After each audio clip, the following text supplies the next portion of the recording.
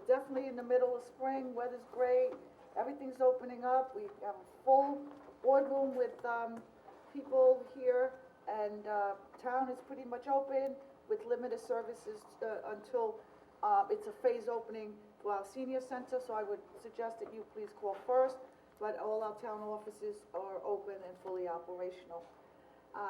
Today's Tuesday, June 2nd, 2021, and we are here for a regularly scheduled town board meeting and a special CDA meeting.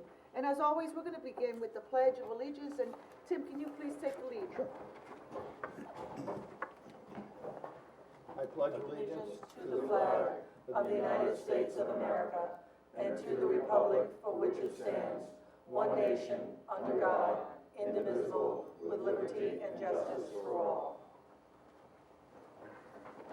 Thank you, Tim. And Frank, do we have someone from our faith community with us today? We do, in keeping with our tradition of having someone from the faith community do our invocation, we have Reverend Susan Moody from Wading River Congregational Church. Welcome, Reverend. Thank you for being here. Thank you for having me.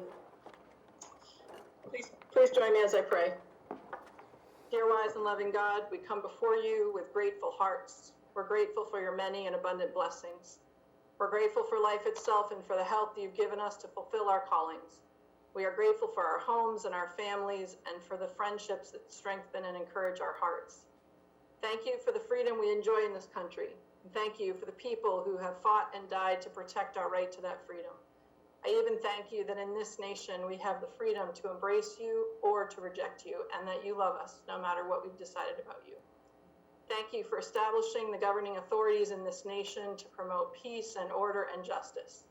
And I pray for the various levels of city officials and specifically this assembled council, that you would give them wisdom to govern amid this chaotic world and all the ways that chaos impacts our community. I pray you would grant them a sense of the true needs of the people of the Riverhead community.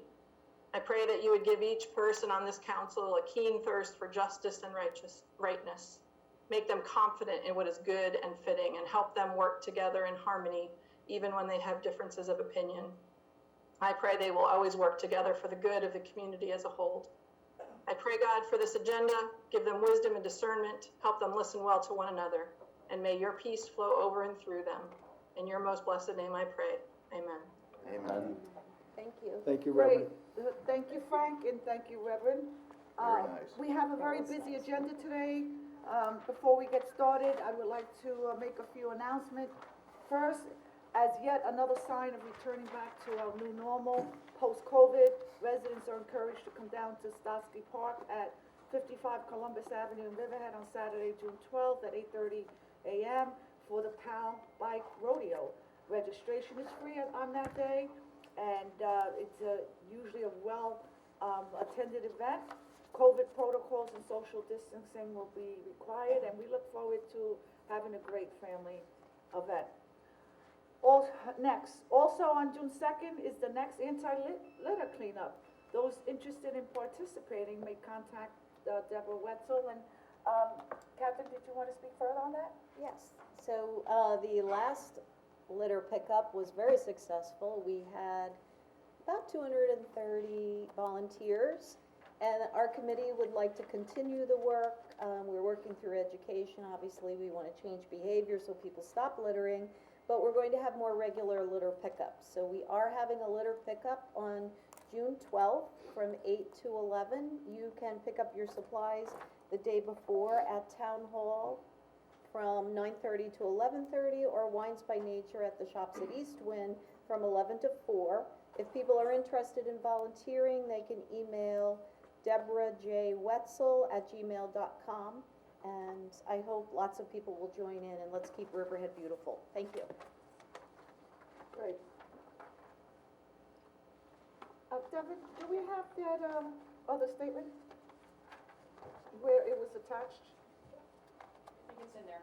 It's embedded in there.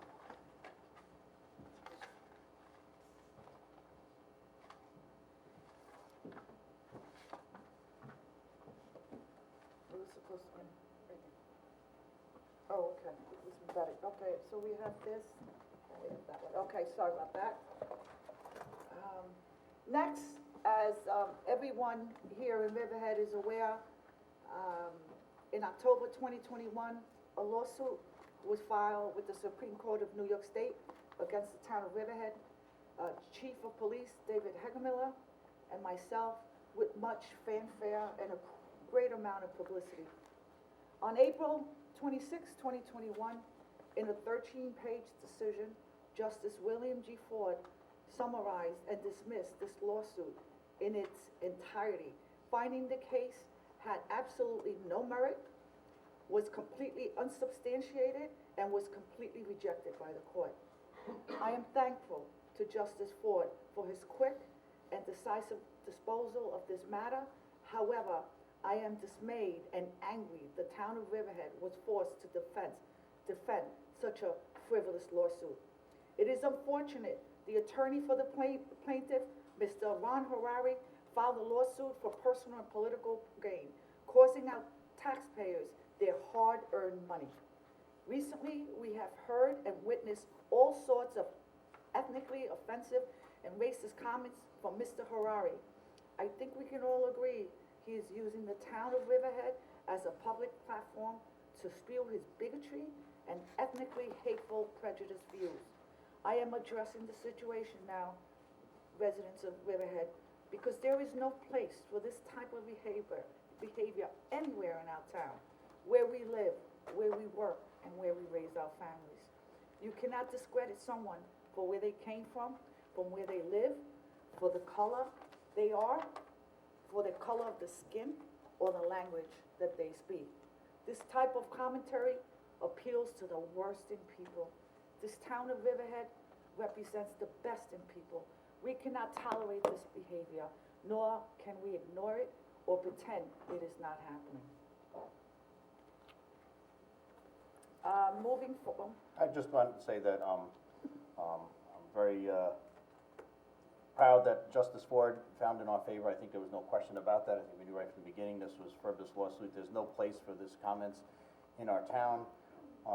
His actions are inexcusable, and so I'm great that this can be put behind us, and I'm thankful that Justice Ford for handling it and addressing to have this thrown out. And I hope this will be a lesson to others that we don't accept frivolous lawsuits and things like that, and each person should be held accountable for their actions.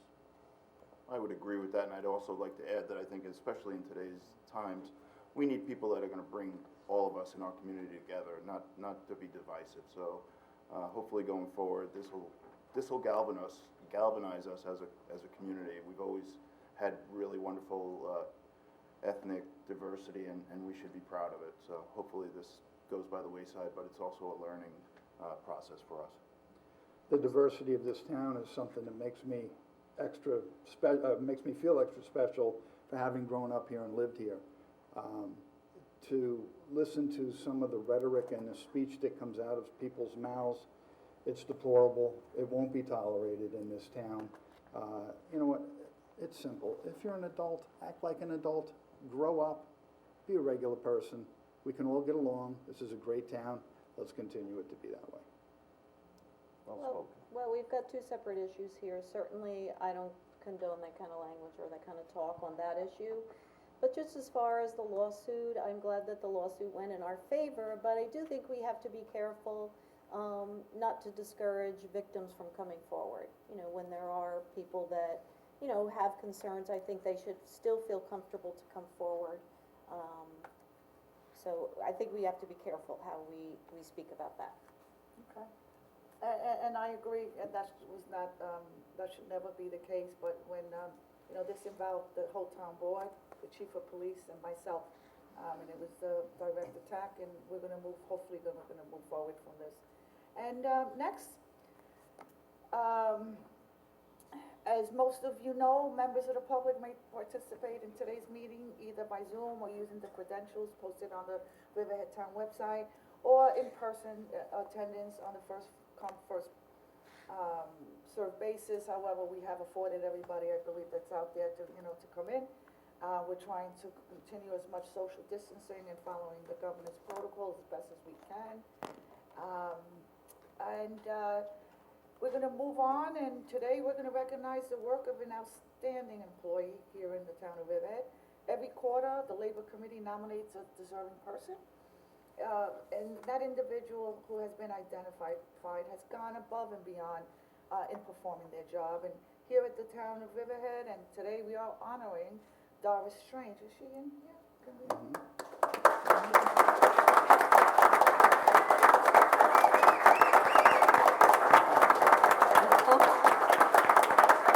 She is, thank you, Doris.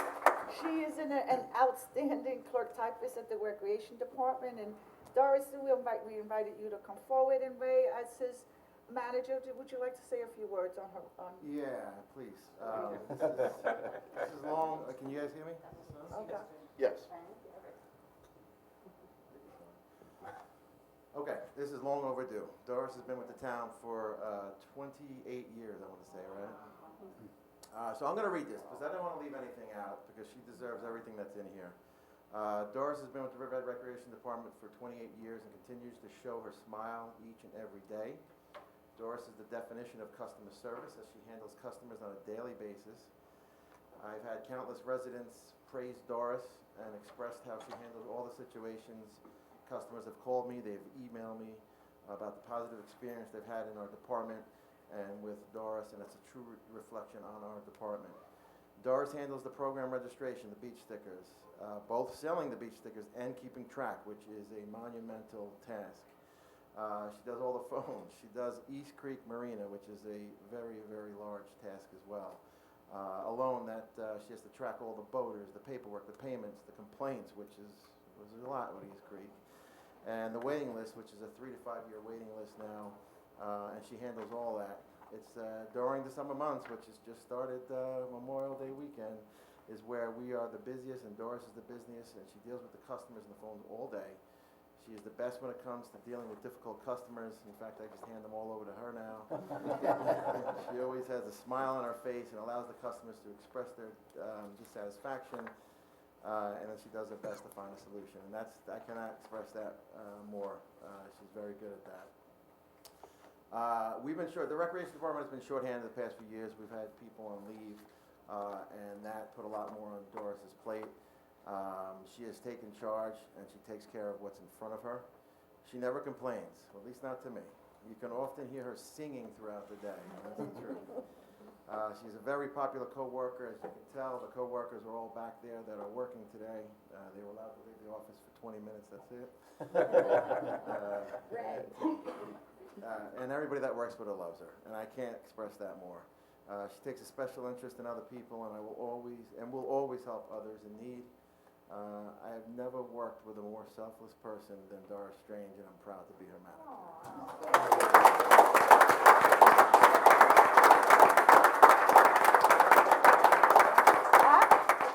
Yes, Yeah, have her I just family. wanna, I Sure. just wanna read one more statement, and we'll take pictures with her, yeah? Sure. So, therefore, be it proclaimed, I, Yvette Aguirre, as the supervisor of the town of Riverhead, along with the entire town board, do hereby congratulate Doris Strange on, and she's being bestowed as the Employee of the Quarter award for the first quarter of 2021. And urge all citizens and employees to join in sustaining public awareness of this vital member of our staff throughout the many years that she has served us, and I personally thank you. And I'd like to, Doris, as you know, I've dealt with you many years with the Police Athletic League, when I was back involved with that, and you've always been a tremendous help, personable. It's been an honor and privilege to have worked with you. I remember when your two beautiful daughters were cheerleading for us on the cheerleading squad going back, and now I'm sure they're grown women, and that's just telling me that I'm really getting old, but I thank you really from the bottom of my heart. You're always extremely helpful, whether it was scheduling fields, practice times, whatever the case may be. I know I could always pick up the phone and call you, and you would help me out in an instant, so thank you very much. So I would like to just say a few things. First of all, I want to say everything that you said, Ray, was correct, except I don't know what you're talking about, difficult customers.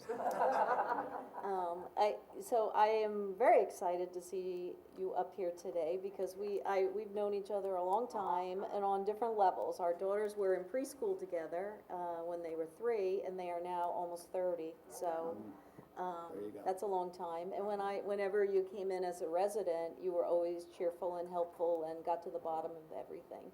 But now I've had the pleasure of working with you as a coworker, and I think this was a great selection, and I am proud of you, and congratulations. Thank you. So, Doris, we're gonna ask you to come up and we'll give you the proclamation. Oh, wait, you're gonna be with your family, we'll come down. I'm just trying to Yeah, minimize. family, come on up, please. Now, is DeSara here? Is No, DeSara? Sarah lives in Atlanta. Okay. But my Go down there. family, my Can you other hold family's back there too, my coworkers. Watch Yeah, this. that's right. We've been together for a long time. You have more broken ankles. Of course, I can't be Ray's words, but I know you're smiling now that I'm asking. Congratulations. This is why I work, for all of them. Okay. Family. Yep. Right alongside, is that right? This is my granddaughter. I could not have it. I'm the chicken. Thanks. Oh, where's the proclamation? Yeah, right, it's- Forget it, I'll come back out of here.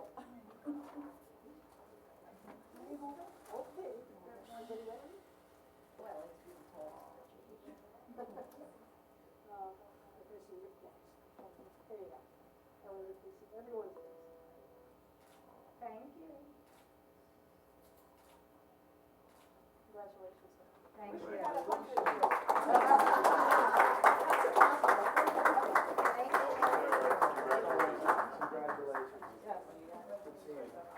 Yeah, we gotta get out. Thank you so much. Thank you, everybody.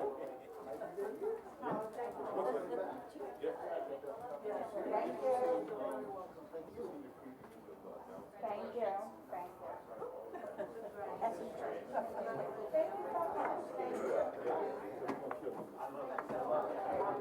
Get up here. Yep.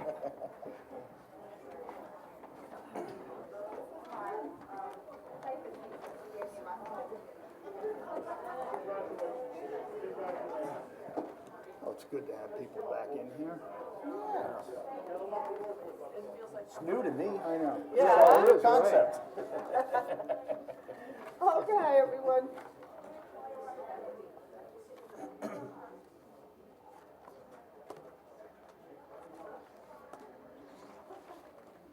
Okay, so we're gonna move on forward, and can I have a first and a second to approve the town board meeting, minutes for the, May 4th and May 19th, 2020 town board meeting? Make that motion.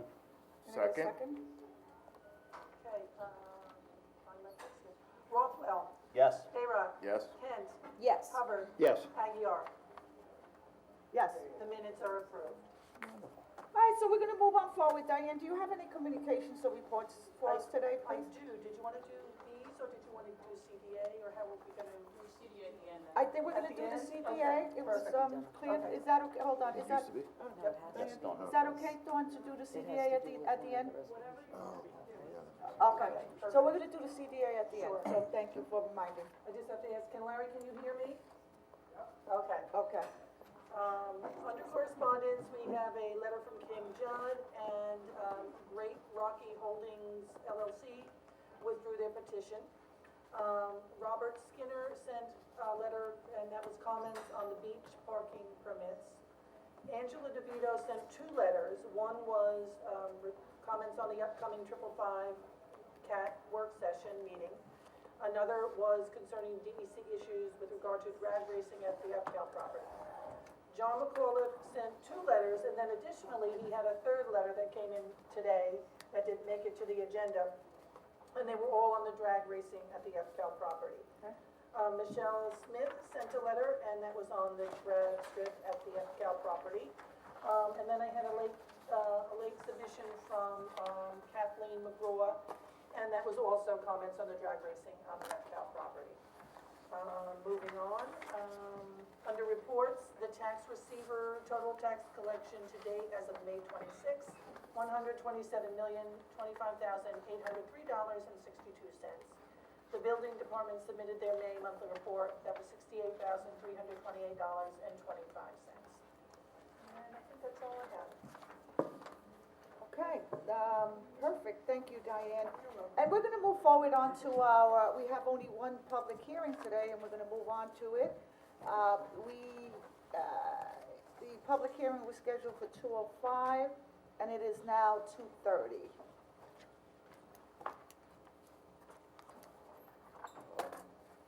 You want me to make some initial comments? Yeah, I'm gonna get to that, thank you, Okay. Bob.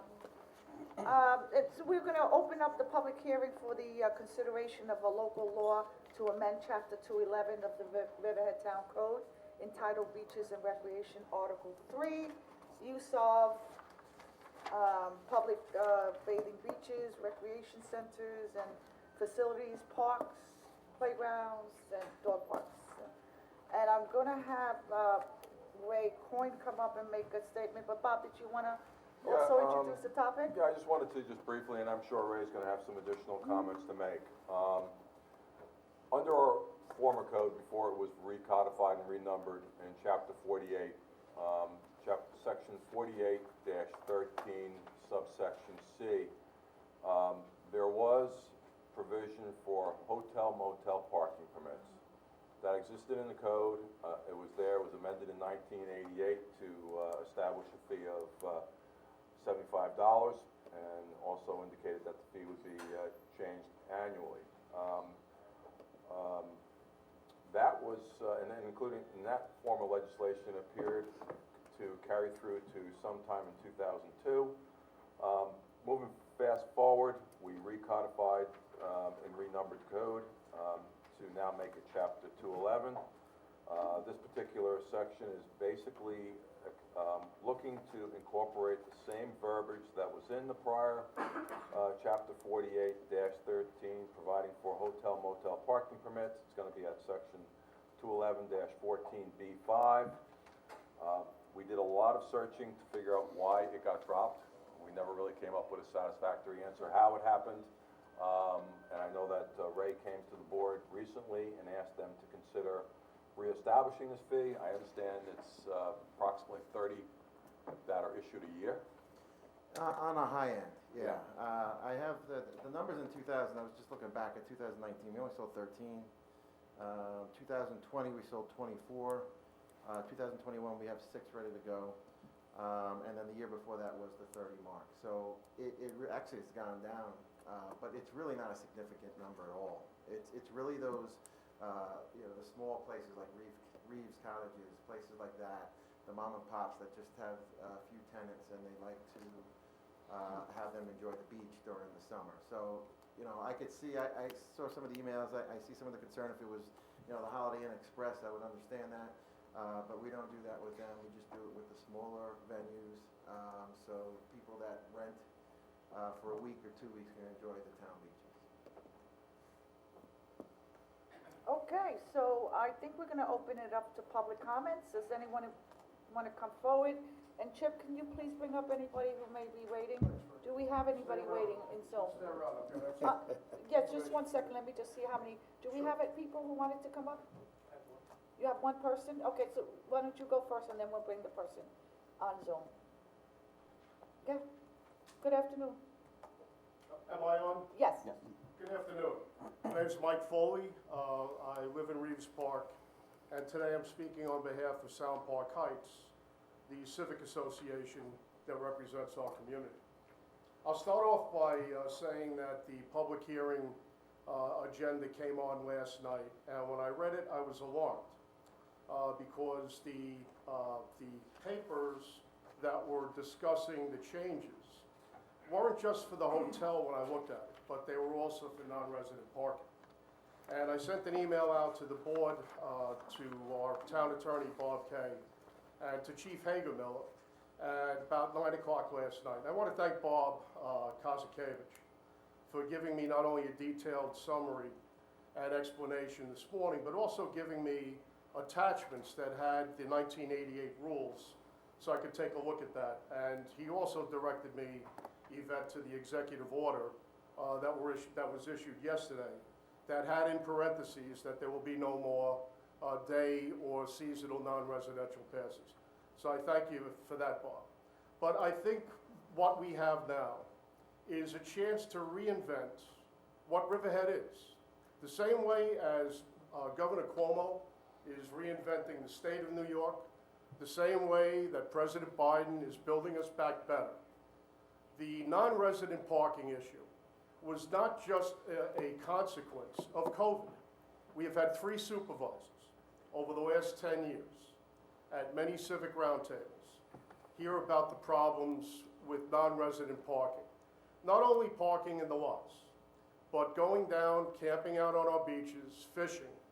Anything that comes in, they keep. And I know that's not an issue with the town board. But what should be an issue with the town board is having a chance right now to permanently resolve this issue. And the way to do that is to permanently strike number 3, that will permanently disallow non-resident day passes or seasonal passes. Reeves Park, which I can speak for because that park's a couple hundred yards from my beach, is now known as an easy place to come from out of town, park your car, maybe even drive it onto the beach, and hang out for the night. They don't take everything back off of the beach. We speak to Chief Hagemiller about this on occasion. The chief has been as responsive as any possible police chief could be. My qualm is not with him. My issue is we need to get rid of non-resident passes. If we get rid of them, it eliminates the problem. And I'll say, and this will, Yvette, I'm sure, be a topic for conversation at the next Civic Round Board, the Civic Roundtable that you normally host every quarter. We'll be bringing this up again. But I look at this as a unique opportunity to not only deal with that, but to button up the hotel issue.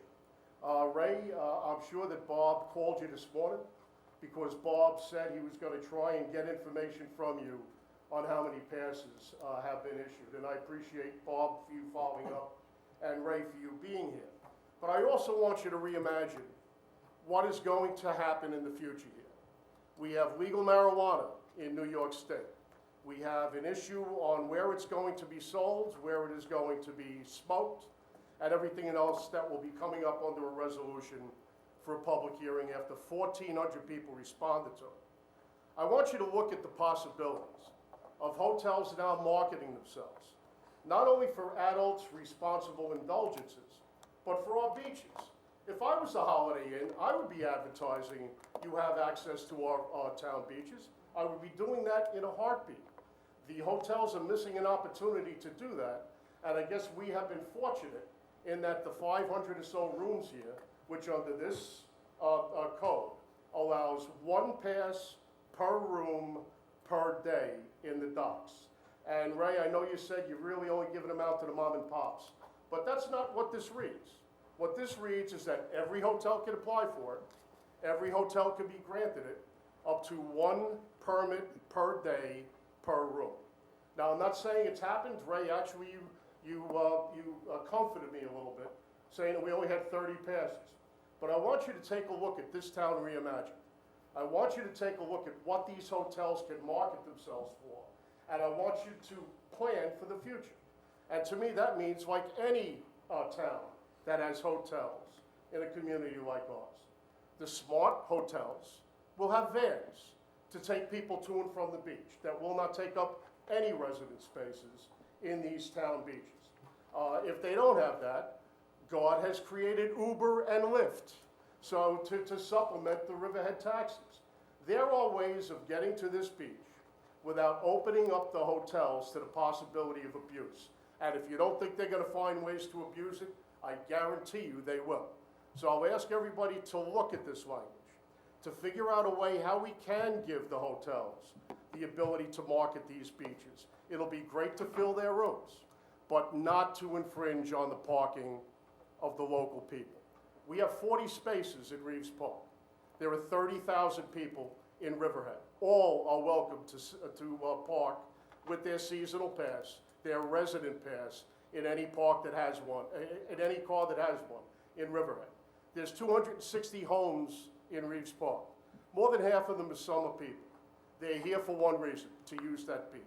So for us to have this thrust upon us, for us to put a temporary Band-Aid like we have right now on non-residential passes without putting a permanent fix in is not looking towards the future. And moving forward, we need to look at what this town can be, not what it is now. We need to look at what can happen in hotels, not what's happened in the past. Because I'm telling you, if we do this right, we are going to become a destination spot. And it will be a year-round destination spot. And it'll help every storefront in this town. Vacant will be filled, fill will be profitable, and we'll designate the taxes. That's all I have to say. If you have any questions or comments or thoughts to me, I'll be happy to take them from you. If not, thank you for your time. Thank you, Mike. Thank you, Mike. Thank you, Mike. You're welcome. Okay, anyone else from the public want to come forward? If not, we're gonna go to Zoom Chip. Okay, Supervisor, we have Angela DeVito. okay.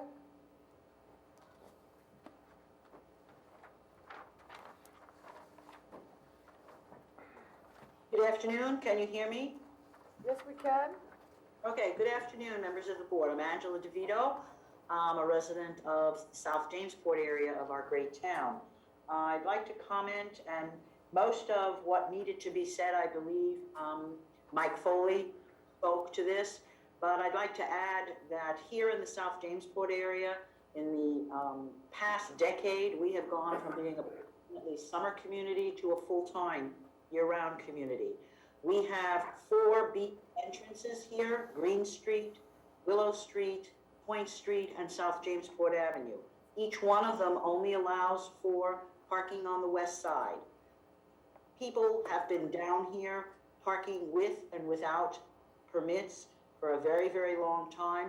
When we did have in the past the code that our town attorney referred to, there was little, if any, enforcement of this for the seasonal permits. And what is also happening now, along with this, is people may not realize that they need such permits because all of the signs have disappeared and they are not being replaced. But I think Mike really hit the on the head in the sense that we need to be planning for our future, not just for today. So thank you very much, and I would end with that. I think this is a bit premature and it needs more discussion. Thank you. Okay, that's, Devin, conclude the comment? That's it, Supervisor. Okay, so that's it for the public hearing.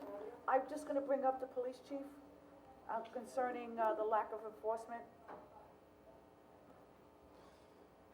Ray, she indicated that there's signs that are missing. Are you aware of any signs missing from any of these locations? We're just getting new signs, right? Yeah, there are some signs that have been torn down or just totally ripped out through the years, but all the signs will be up very soon. We have that 55 signs in for Weedell. All those streets that she referenced will be populated with signs that required under the town code. So that's all solved, but not all of them. I mean, just a few signs have been torn down, but we have them replaced, and they will be replaced. Okay. Thank you. Okay, so, that's it? Anyone from the board want to comment on this? We're good? I'm just gonna say, I hear some of the points that are being made from Mike and Angela, because we are hearing some comments in the community. People do have some concerns about things going on at the beaches. I know there's some issues sometimes with dumping down there. We have had, problems with people coming in without permits, parking in other areas. And, the beaches, our beaches should be for the residents first and foremost.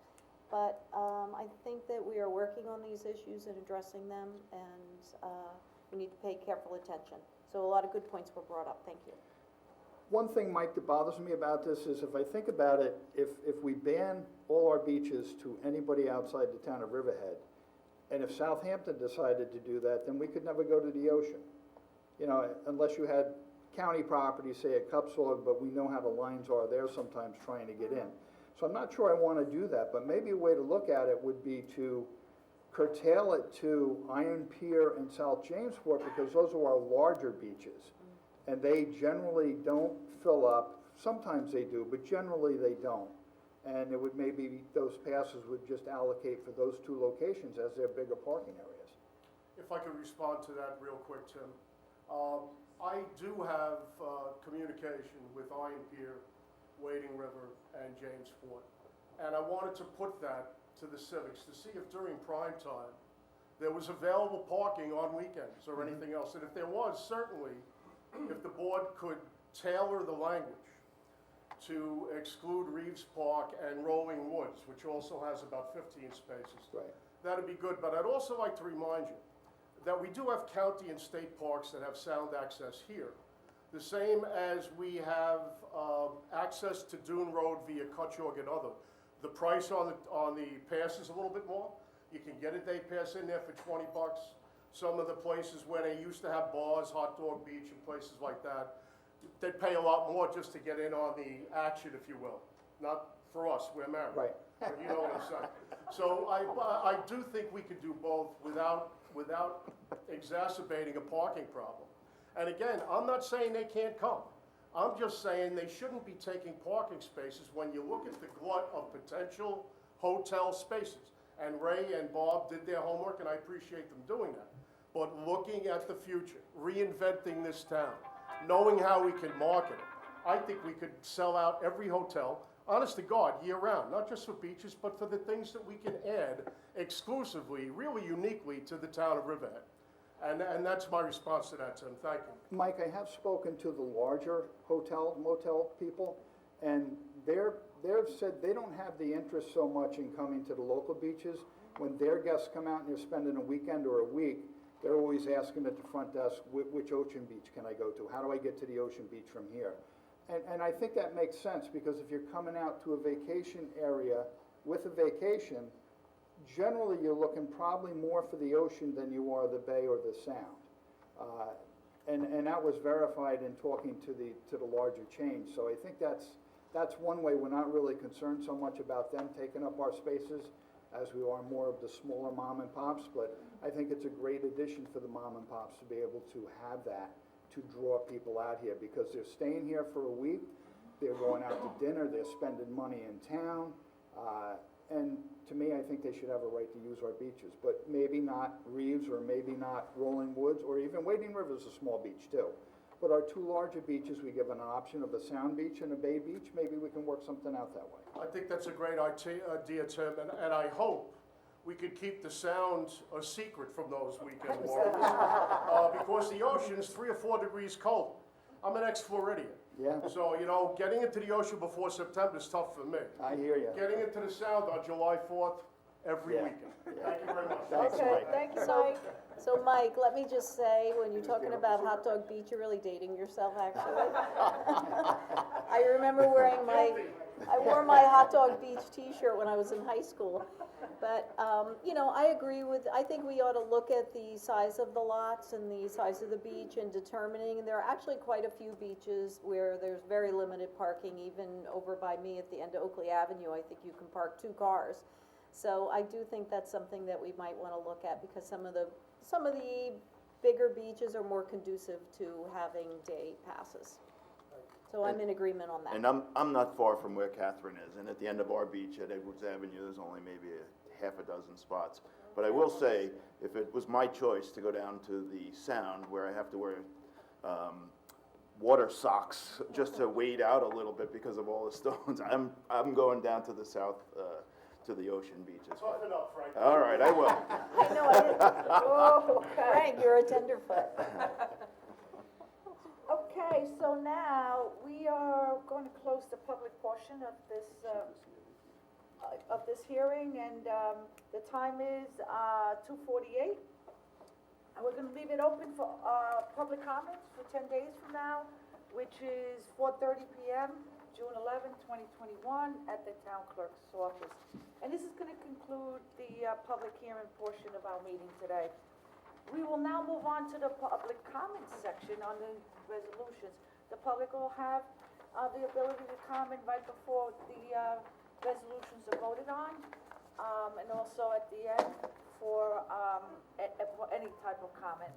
And we're now going to, again, we're going to move on to the public comment section of the resolutions. Does anyone here in the audience wish to be heard? Please come forward, stand across the wall. We'll know that you want to come forward. And Chip, can you just take it, give me an idea of how many people are in Zoom? Just 2 people. Okay, so we're going to hear from the public that's here present, and then we're going to hear from the individuals on Zoom. And welcome back. Thank you. Good afternoon. Mike Foley, Reeves Park. Mike, I just wanted to, just before you begin, that this is wonderful to see people here. So, you know, I've been here since January. We've been under lockdown and COVID, so this is new to me as well as it might be new to other people here. So I'm grateful that you're here. It's nice to see you in person, Mike, and we could just, it's just more interaction. I think it's wonderful, so thank It's you. not new to me, which is why I'm first at the mic. There I you know go. that. I will learn from you. So thank you. And the resolution that I'm talking about now, I'm sure is Okay. just one of 2 that are going to be spoken about today. But I'm speaking today about Resolution 283, is it? About establishing a public hearing for the marijuana opt-out clause. Forgive me, I just didn't think I was getting up here this quick. But I can speak off the cuff on this. I listened very carefully at the work session last week. And the discussion, again, had to do, started off with a survey of 1,400 respondents out of a town of 30,000, which is a little more than 4.5%. Most business direction surveys consider a successful survey 2%. So I believe the 1,400 responses here more than validates the accuracy of the will of the people here. Which, for those that aren't aware, an overwhelming majority of the town residents favor selling weed and having cafe-style operations in the town of Riverhead. Ken put forth a very smart, in my opinion, comment that we could use this public hearing to educate the people on what it is and what it isn't. And I absolutely agree with that, Ken. I think a lot of people really don't know how this works. I know that Yvette has tried a handful of times to say, listen, we're guaranteed to do this if we want to. We are now meeting to find out if the town people want it or if they want to opt out. Can you get Anne Marie? I'm sorry? I'm going to get the attorney who's working on this in case we have a question. Sure, thank you. Okay. So the issue then became, well, let's take a look at the survey that said 1,400 people, 70% want it. And I think a public hearing is fine. And Tim, you made a good point, that on a public hearing, if you get 15 to 20 people to respond towards a 1,400 person survey, how much weight do you put in that? And you know, I think the survey was decent, not great. I think it could have asked more questions. And I think a public hearing can help that. I really do. So I am all in favor of having a public hearing on this. I'm all in favor of putting out the facts and trying to dispel the fake news that marijuana has been subjected to back to the 1930s Reefer Madness movies. Fact of the matter is, and that's not what this is about, that's what the public hearing is about, there are more medicinal benefits to marijuana than anything else that requires 18 or over approval. Tobacco, alcohol, and any other substance, also the things that the pharmaceuticals have poisoned our children with under the guise of pain management.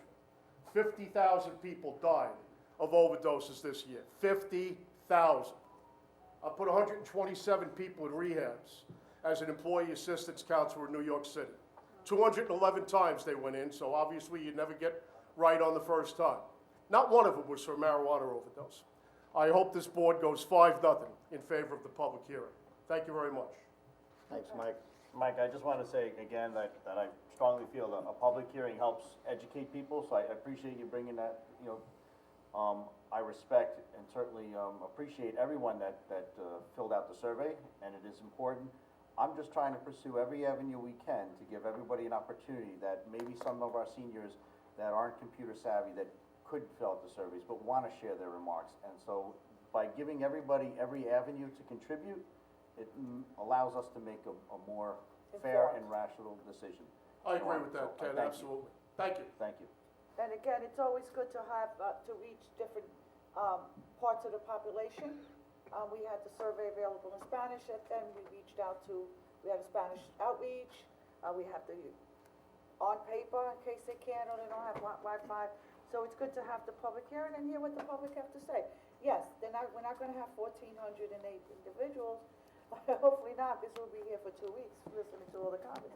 But it's just another avenue that we're utilizing, and I'm always for a public hearing, and also, I have Anne Marie here, it's also part of the requirement is to have the public hearing, if you're gonna opt out, depending where you are, and we're at a time frame. So we're just housekeeping, we're taking care of that component of it, Mike, and I'm gonna have her come up and explain it to you. So we'll have our Deputy Town Attorney, Anne Marie Prudenti, come up and also educate the public a little more in this regard. Thank you, Yvette. Okay. Good afternoon, Anne Marie. Good afternoon. So I'll be very direct and brief, which is not my forte. No, no. But you're So thorough. pursuant to the law that came into being on March 31st of this year, under Section 4 of the cannabis law, it provides that if a municipality seeks to opt out of retail sale of marijuana, cannabis, or on-site consumption locations, the town must do so by local law adopted pursuant to a permissive referendum under Municipal Home Rule Law 24. In order for the town board to move forward with the local law, the law requires that the town board have a public hearing on that local law. Today, in the packet for the town board, is the initial required necessary step wherein the town board would authorize the town clerk to publish and post the notice of the public hearing to the public, so they obviously know of the date and time of the public hearing, and their, if they so choose to participate in that public hearing. After the public hearing, if the town board so directs, a local law would be presented for the adoption before the town board. But there is not a requirement that you take that next step. But in order to even have the ability to opt out, you have to go with the publish and post and the public hearing. So we're following the protocol, and I think a lot of the Suffolk County is also following the same protocol. Thank you, Anne Marie, for that explanation. Does anyone else from the public want to come forward in this regard? John McAuliffe from Rolling Woods in Riverhead, and I have a parliamentary question, as it were. Could you clarify, you've reversed the normal agenda by having CDA at the end. What is the relationship then of the decision by CDA about the drag race resolutions and the board's meeting? Are you going to suspend those two items and hold them to another time from the board agenda until you've had the CDA discussion, or are you somehow putting the cart before the horse and having the town resolution and then having the CDA resolution? Bob, can you, there was a logistics. Well, the CDA resolution would approve a runway agreements. The runway agreements are the second step to whether they grant the 255s. So the 255 applications need to be addressed first by the town board before the CDA resolutions can be called and handled. So that's... Okay, so that's it, you're doing the 255s Well, in the town. those in the will be board a meeting. part of the town board resolutions, Gotcha. and they're part of today's agenda. All right, that's very helpful, thank you. And I'll come back when we actually have a substantive Okay. discussion then, thank you. Great. All right, anyone else? Okay, Chip, how many people we have on Zoom?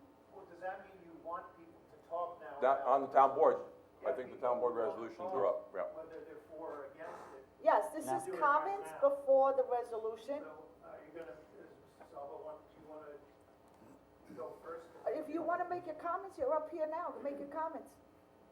All right. Right, you're up here and it's. All right, well, I will do it then. Well, first of all, I wanted to thank you for opening the doors to the residents, all of the residents that were here, that you were able to fit in.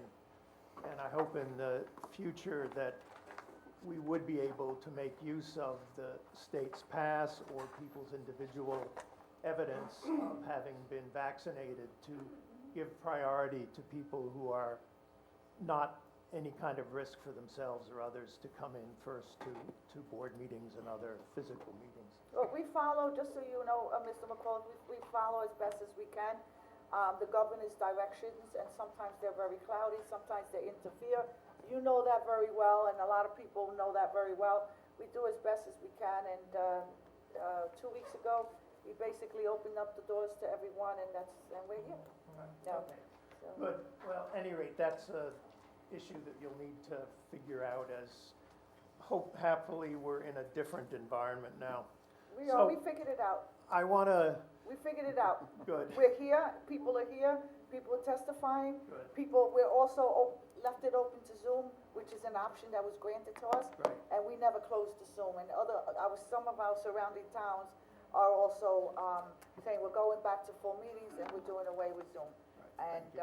And just, I just wanna let people, note that we were the only board in the entire East End towns that sat together through our meetings. And we opened up, as soon as the governor lifted the full restrictions, we opened it up and people were available to come into town, and we never really turned anybody down. So anyways, we should move on from that, Okay, because right. we are in a different plane right now. Okay. And we're gonna be positive, All right. okay? Let's be positive. Good. Couple of general comments. We're in a not unusual human situation, which is one space, one place physically that has conflicting interests about how it should be used. In the world at large, we see that tragically in Israel-Palestine, but here we're not at that level of conflict, but we do have real conflict about what the appropriate use is of the space at EPCAL.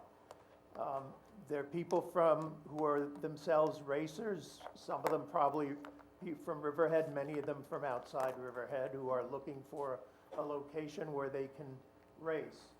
There are fans of racing. It was obvious at the last board meeting and the work session that almost all of the board are fans of drag racing or of other racing, and in a personal sense would like to have it happen.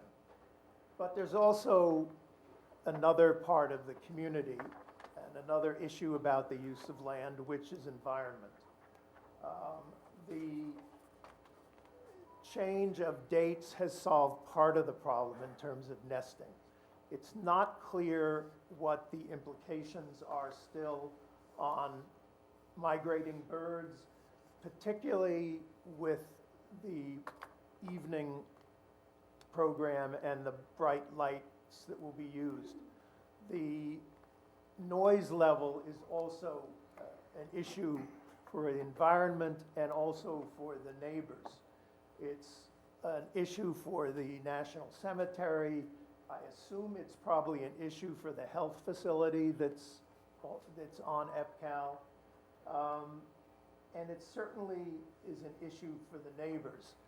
And in this, I think we need some clarification. In the documents, it says that all of the cars will have mufflers. And then it says that it's the same regulations as apply to the Riverhead Raceway. Now, I live close to the Sound, and I can hear the Riverhead Raceway. It's far enough away that it's not the kind of problem that people have who live closer, and you know, it's grandfathered. It was there before people bought their property. But if mufflers as applied to the raceway is also what applies to the drag racing, then I think we have a real substantial noise problem that residents have a legitimate concern about. And that their concern is as legitimate as the interest of people who are hobbyists or people from within Riverhead who want to go to the races. I also think that the cost benefit has to be really calculated. I think the rental figure is way too low on Mr. Salvo's events. I think that other benefits that are ascribed of people going into town for restaurants are probably overstated given the timing of these races, but that would be something to see. The other thing that I think has to be, I've sent you excerpts from the Riverhead Needs drag race Facebook. Some of them are totally lunatic and violent in their language, whether it happens or doesn't happen.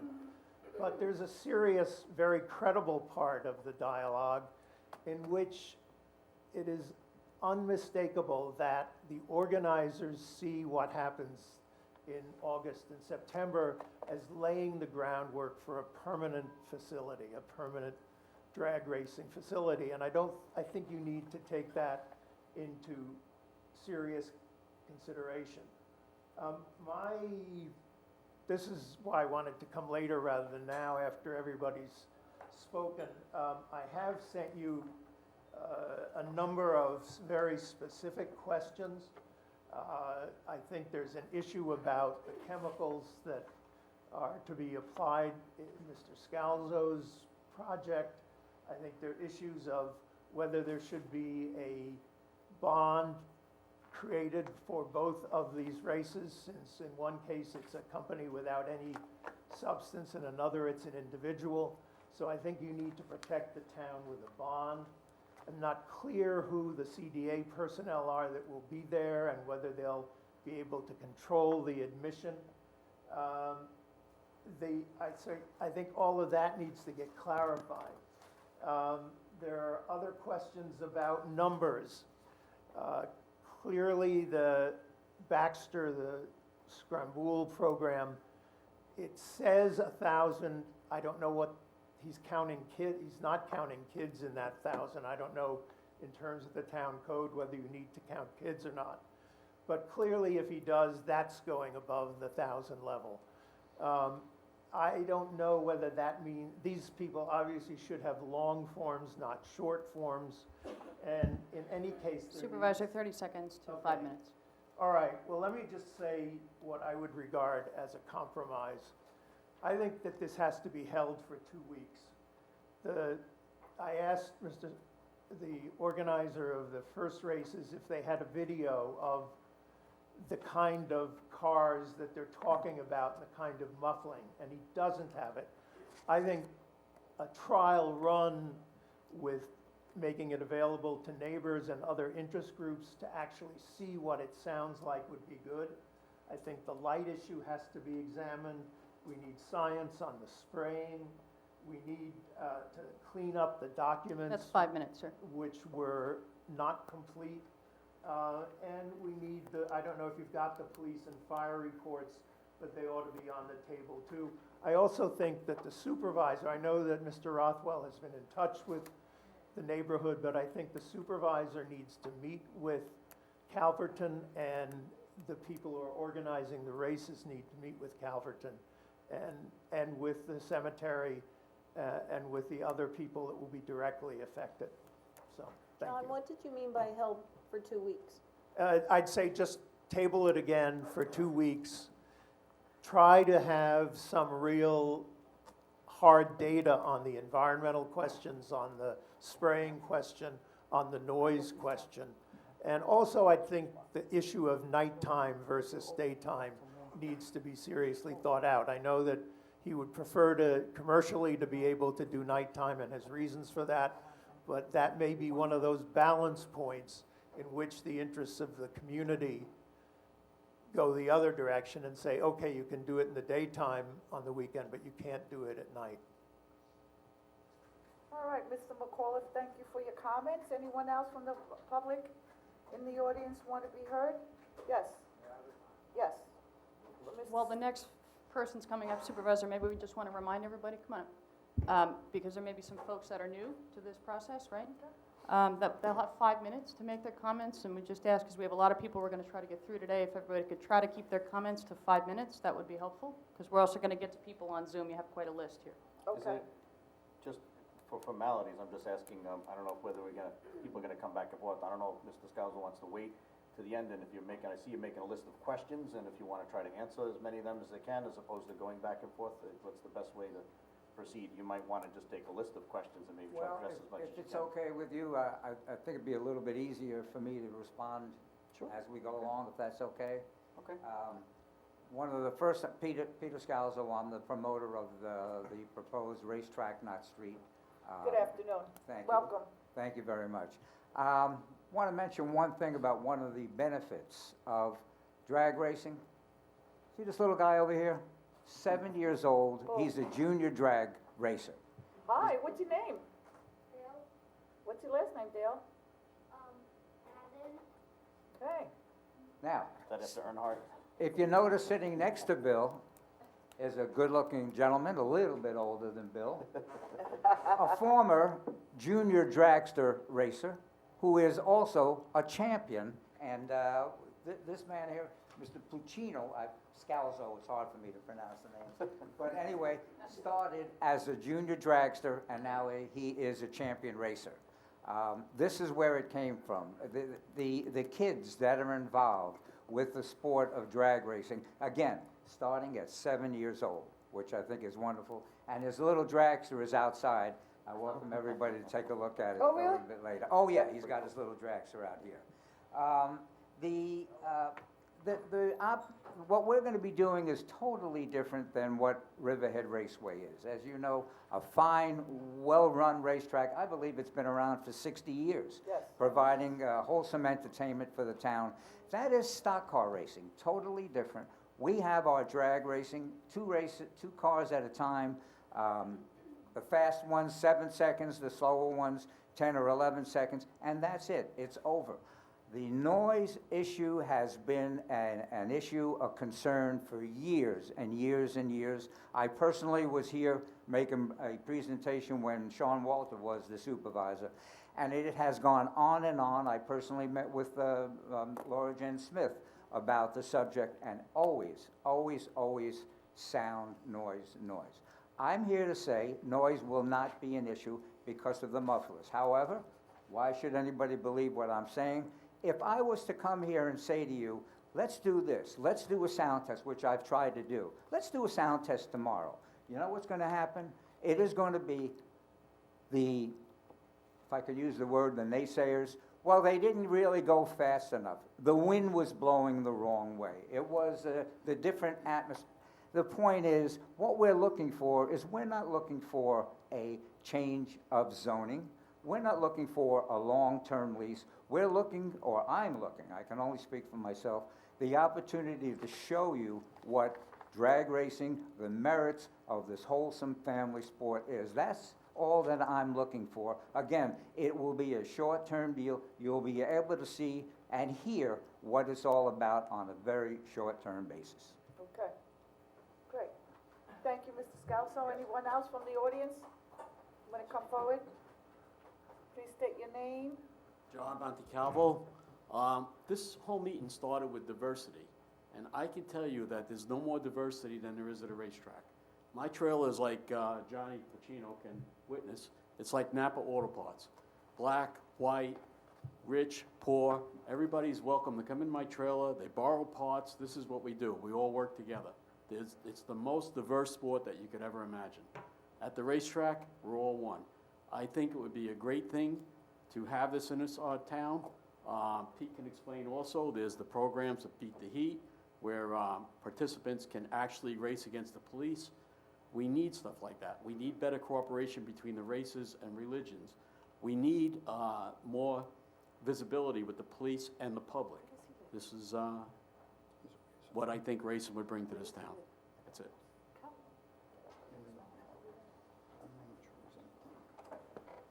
Okay, thank you. And next up we have, Kathleen Beresny, resident for 46 years in Riverhead.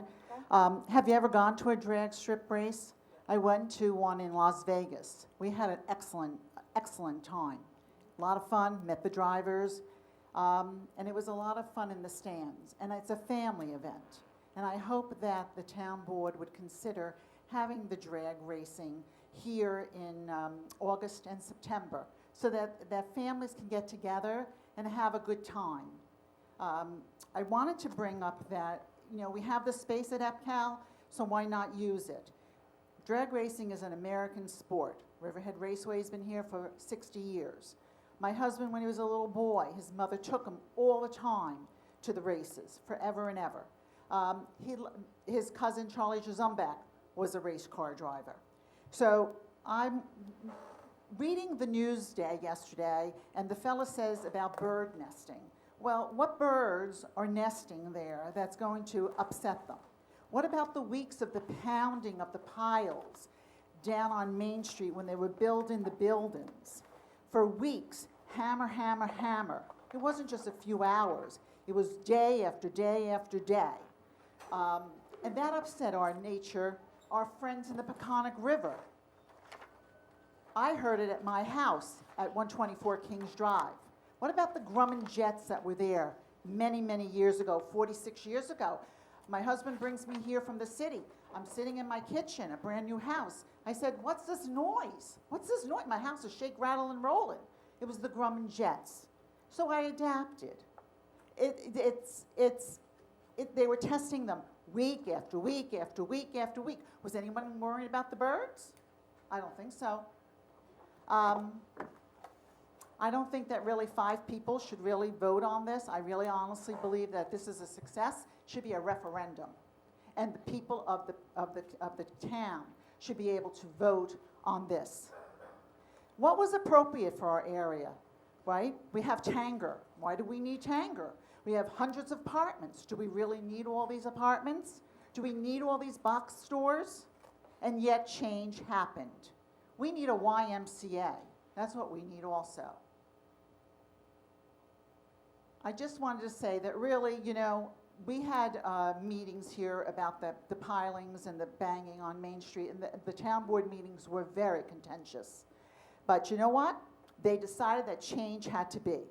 So I'm going to say, please allow the American sport of drag racing be allowed here in Riverhead this August and September. And see if it's a success. And if it is, put it on a public referendum and make the taxpayers and the residents of Riverhead happy. We need fun things. Thank you. And Kathy, we thank you, you know, being a Riverhead resident, thank you for sharing your thoughts on it.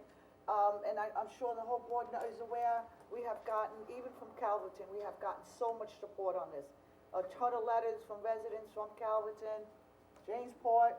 We've all been privy to all those letters and the residents. And Mr. Scalzo has assured me that he will make the availability priority to Riverhead residents. So it's going to be here. We're going to have priority. Anyone who's a Riverhead resident, then he's going to open it up to the outside. So I think it's fitting that the residents test this out. For some reason, I like your idea. If it works out, maybe put it up for a referendum. But today, we're going to stay focused, and we're going to stay with the you know, the open comments and the resolutions and then voting. But thank you. And then, do we have anyone else that wants to come up? Yes, ma'am. Can you come up? And can you state your name, please? Good afternoon. My name is Marie Muscati, and for transparency, I'm his better half. Oh, okay. You're a better racer? I'm here just to speak from a non-racer. Can you do us a favor? Can you spell your last name for us? Sure. Moscati. I'm a non-racer. I've never been involved in racing. I remember growing up, not here on the island. I'm a Bronxite, born and raised. And I remember Sundays with Sunday at National Speedway. Never been there. So I just want to speak on behalf for those folks that may not have ever been involved in drag racing. I learned drag racing through Mr. Scalzo, through this gentleman. And I have to tell you, seeing little ones like this little guy, hundreds of them in the 4 drag strips that we've owned and operated over the years warms your heart, seeing the families, not only the little ones, their parents, their grandparents, great-grandparents, aunts, uncles, sisters, brothers. To see the family, doesn't matter race, religion, political aspiration, none of that matters at these places. It's a family event, and it's safe, it's controlled, and it keeps, more importantly, that wasn't even brought up, it keeps these kids off the streets. My nieces and nephews were raised here in Middle Island. They used to tell me where they used to go drag racing before I would kill them. But if you don't know what drag racing is about and haven't been to them, please allow us the opportunity to bring 30 some odd plus years of experience to this town of Riverhead. It's a wonderful community, and it's a wonderful event to get kids off the street and to bring families together. Everybody's included. So thank you for your time. Sure, no problem, thank you. Can I just take 1 second? I know we have people waiting in Zoom. Can we take a Zoom comments, and then you can go next, okay? I just want to try to mix it up a little bit. Sure. Okay, because, Supervisor, you have Barbara Blass. okay, Ms. Blass, Good afternoon, can you hear me? yes. Terrific, thank you very much for this opportunity. My comments today focus on the lack of adequate environmental review of this application, specifically with reference to the runway treatment material. This is not, for me, a for or against drag strip, or drag racing, it's about the process. During the May 27th work session, Mr. Scalzo was asked about the product being applied to the runway, and he told us it was PJ1. He then stated there might be some environmental concerns, and he would be happy to provide the product ingredients so the board could investigate. The applicant told you there might be some environmental concerns, and no one asked him to elaborate. There were no follow-up questions. He was telling you about a potential negative environmental impact, and you didn't even want to hear about it. That's right, incomplete, inadequate, incorrect, EAF, type 2, neg deck, case closed, move forward. This continued lack of concern, lack of due diligence is disgraceful and unacceptable. As reassurance, the applicant said the product was used all over the country. I doubt there is one track anywhere, NASCAR or otherwise, that is situated over a sole source aquifer and surrounded by similar significant habitats. Did it cross anyone's mind to ask whether it could potentially contaminate our drinking water? By now you must know that what a sole source aquifer is, and that we have 2 public water supply wells on the site. Could this be a similar concern to the one that the DEC has about de-icing the runway and the material finding its way into the ponds on the site? I don't know. Were you thinking that we already have contamination and an existing plume, so what's a little more? I don't know what Mr. Scalzo was referring to at the time, and I didn't see any product information provided with his updated application. However, the public has provided you with a link to the product information on a website. Perhaps you read it, perhaps you didn't. For those who might be interested, 20% of PJ1 is a proprietary resin, and the rest is a mixture of solvents including ethanol, isopropanol, and toluene. That, by the way, takes me back to my college days in the chem lab, which was a fun time. The last paragraph on the information page says, PJ1 is relatively easy to apply and mostly water resistant, but it does wear off with time and use.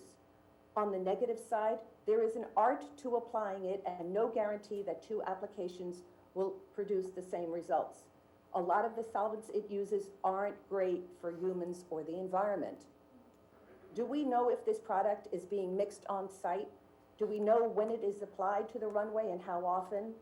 Who is applying it and what is the method of application? Where is the spill containment plan?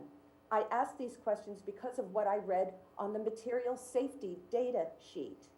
Unless it's been recently updated, here's the information, a sample provided. There are some significant concerns here. A product warning which states chemicals known to the state of California to cause cancer, birth defects, or other reproductive harm. Carbon dioxide, dry chemical, and foam are the extinguishing media in case of a fire. Water may be unsuitable. Firefighters should be equipped with a full protective equipment, including positive pressure, self-contained breathing apparatus. Pre-existing eye, skin, and respiratory disorders may be aggravated by exposure to the product. Do not allow any waste material to contaminate your groundwater system. Do not breathe vapors or mists. Again, do we know when and how the material is being applied, and how will exposure to airborne product be limited? Change clothes and shoes in case of spill, splash, or excessive overspray. With these additional potential hazards, should you be asking for increased insurance or perhaps a security bond? You're approving the use of this product at EPCAL, and the public has no idea whether there are adequate safeguards in place for them, their water supply, and the sensitive habitats surrounding that runway. A proper environmental review of this application would have identified these issues and required mitigation measures. A proper environmental review would have identified the timing conflict with the nesting birds before you approved the scramble event. In one case, you accepted a scribble for a site plan map that lacks information. Ms. Blas, you have 30 seconds left, please. Thank you. Your standards for review continue to fall and now have reached new lows.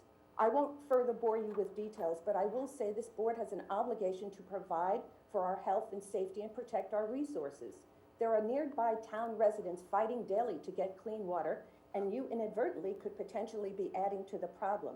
Just give us some information. You have a responsibility to That's provide 5 minutes. answers to these questions and address the concerns raised here today by your constituents before you approve this resolution.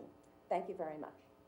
Okay, thank you, Mrs. Blas. Mrs. Scalzo, I see you're back to the podium. Yes, ma'am. Okay. And I do want to respond. I did not say anything that she said at the beginning of that about this product, and I'm glad she mentioned California. We all know California has very, very, very strict rules as far as the environment. This product is used at every racetrack in California. Now, we have PJ1, we have Strip Grip, we have VHT. Okay, but here's the thing, and I'll put this out there, and I'm probably doing this premature. Ms. Blas, if it would make you happy, we won't use the product. How's that? I've used the product at all of my racetracks. However, it is something that is almost a necessity when you have the big cars like Mr. Montecalvo's car. And again, I should stand here and say no, and I should insist, no, it's used all over the track. If it would make Ms. Blas happy, I will agree at this point to say to you, I would not use the product. Okay, but that's something for discussion, and you're the expert in this, and we have to check with the insurance company. But if it is used across, that's something that could be Yes, determined. ma'am. We are here to hear public comments, not necessarily, just start changing the whole events and whatever. And that's something that you're gonna be speaking also with the fire department, and that's his expertise in chemicals, okay? And understanding, and we always gotta make sure that we safeguard our environment. Okay, young man, I'm So- sorry that I put you through. I just had one question. So the PJ1 was what you were planning to use though, correct? That's correct. PJ1, Strip Grip, those are the two major products. And yes, to answer the question, yes, those are the products. So if you don't use the PJ1, would you use another compound instead? Well, I would, again, be happy to provide you with the information on the PJ1, or as Ms. Blas said, it's available, you can go online. Whichever product, if you accept it, that's the product we'll use. They're both the same. However, what I'm saying is that they are used all over the nation. I guess what you need to do probably is check it out. And I think you'll be, have a chemist look at it. I'm not a chemist, I don't know. All I can say, repeat myself again, it is used all over the country without any problem whatsoever. Okay, young man, I'm sorry, you've been pushed over a little bit. Can you identify who you are, sir? Sure. Good afternoon. My name's Johnny Plucino. I'm a drag racer. I'm 30 years old. I was born and raised here in Suffolk County. My father raced before since I was born. Could you just spell your last name, please? Plucino. Thank you. I grew up watching him race, hoping in one day to follow in his footsteps. I'm kind of here to tell you my brief story just so that everybody has an understanding of drag racing and what it's really all about. Growing up at the local racetrack, junior drag racing became a huge part of my childhood. I was little Billy when I was 7 years old. It was where I learned the sport that I fell in love with. Major League Baseball players started in Little League. NBA players began in youth basketball leagues. And I got my chance at the local racetrack, junior drag racing. Not only did I get a chance to learn and compete in a sport that I love, I built a bond with my father that I would never be able to build in any other sport. Working weeknights on a car with him, traveling on weekends to the racetrack with him, that's something I'm never going to forget in my entire life. Those early days built the foundation for my dreams. My dream is to become a champion drag racer on a professional level. Today I stand here as a 3-time champion in the PDRA, which is Professional Drag Racing Association, 2018, 19, and 2020. Yeah. And I'm doing it traveling the country with my father. I was put on the cover of a Drag Illustrated magazine, which is a worldwide magazine, 2 months ago. And the main point of what I'm trying to say is, if I was robbed of that chance, I started here in West Hampton, in Long Island Dragway in the 90s. And if I was robbed of that opportunity, I probably wouldn't be met my goals. I probably wouldn't have known my goals, and a piece of me would be missing. And for a kid like him to be sitting there with a junior dragster outside and his father outside, to build those memories together, it's something that you can't replace. Little League baseball players have a baseball field to play on. If you want to play basketball, there's courts that you can and leagues you can sign up for. But if you tell somebody who has this passion when they're younger that they have no place to go do it, they're probably going to find the wrong place to do it. And just ask that everybody understands that a little bit and opens their eyes. Thanks. Thank you, Mr. Puccino. All right, can we take one from the Zoom, please? And we'll go back to the audience. We'll bring up Angela DeVito. Okay.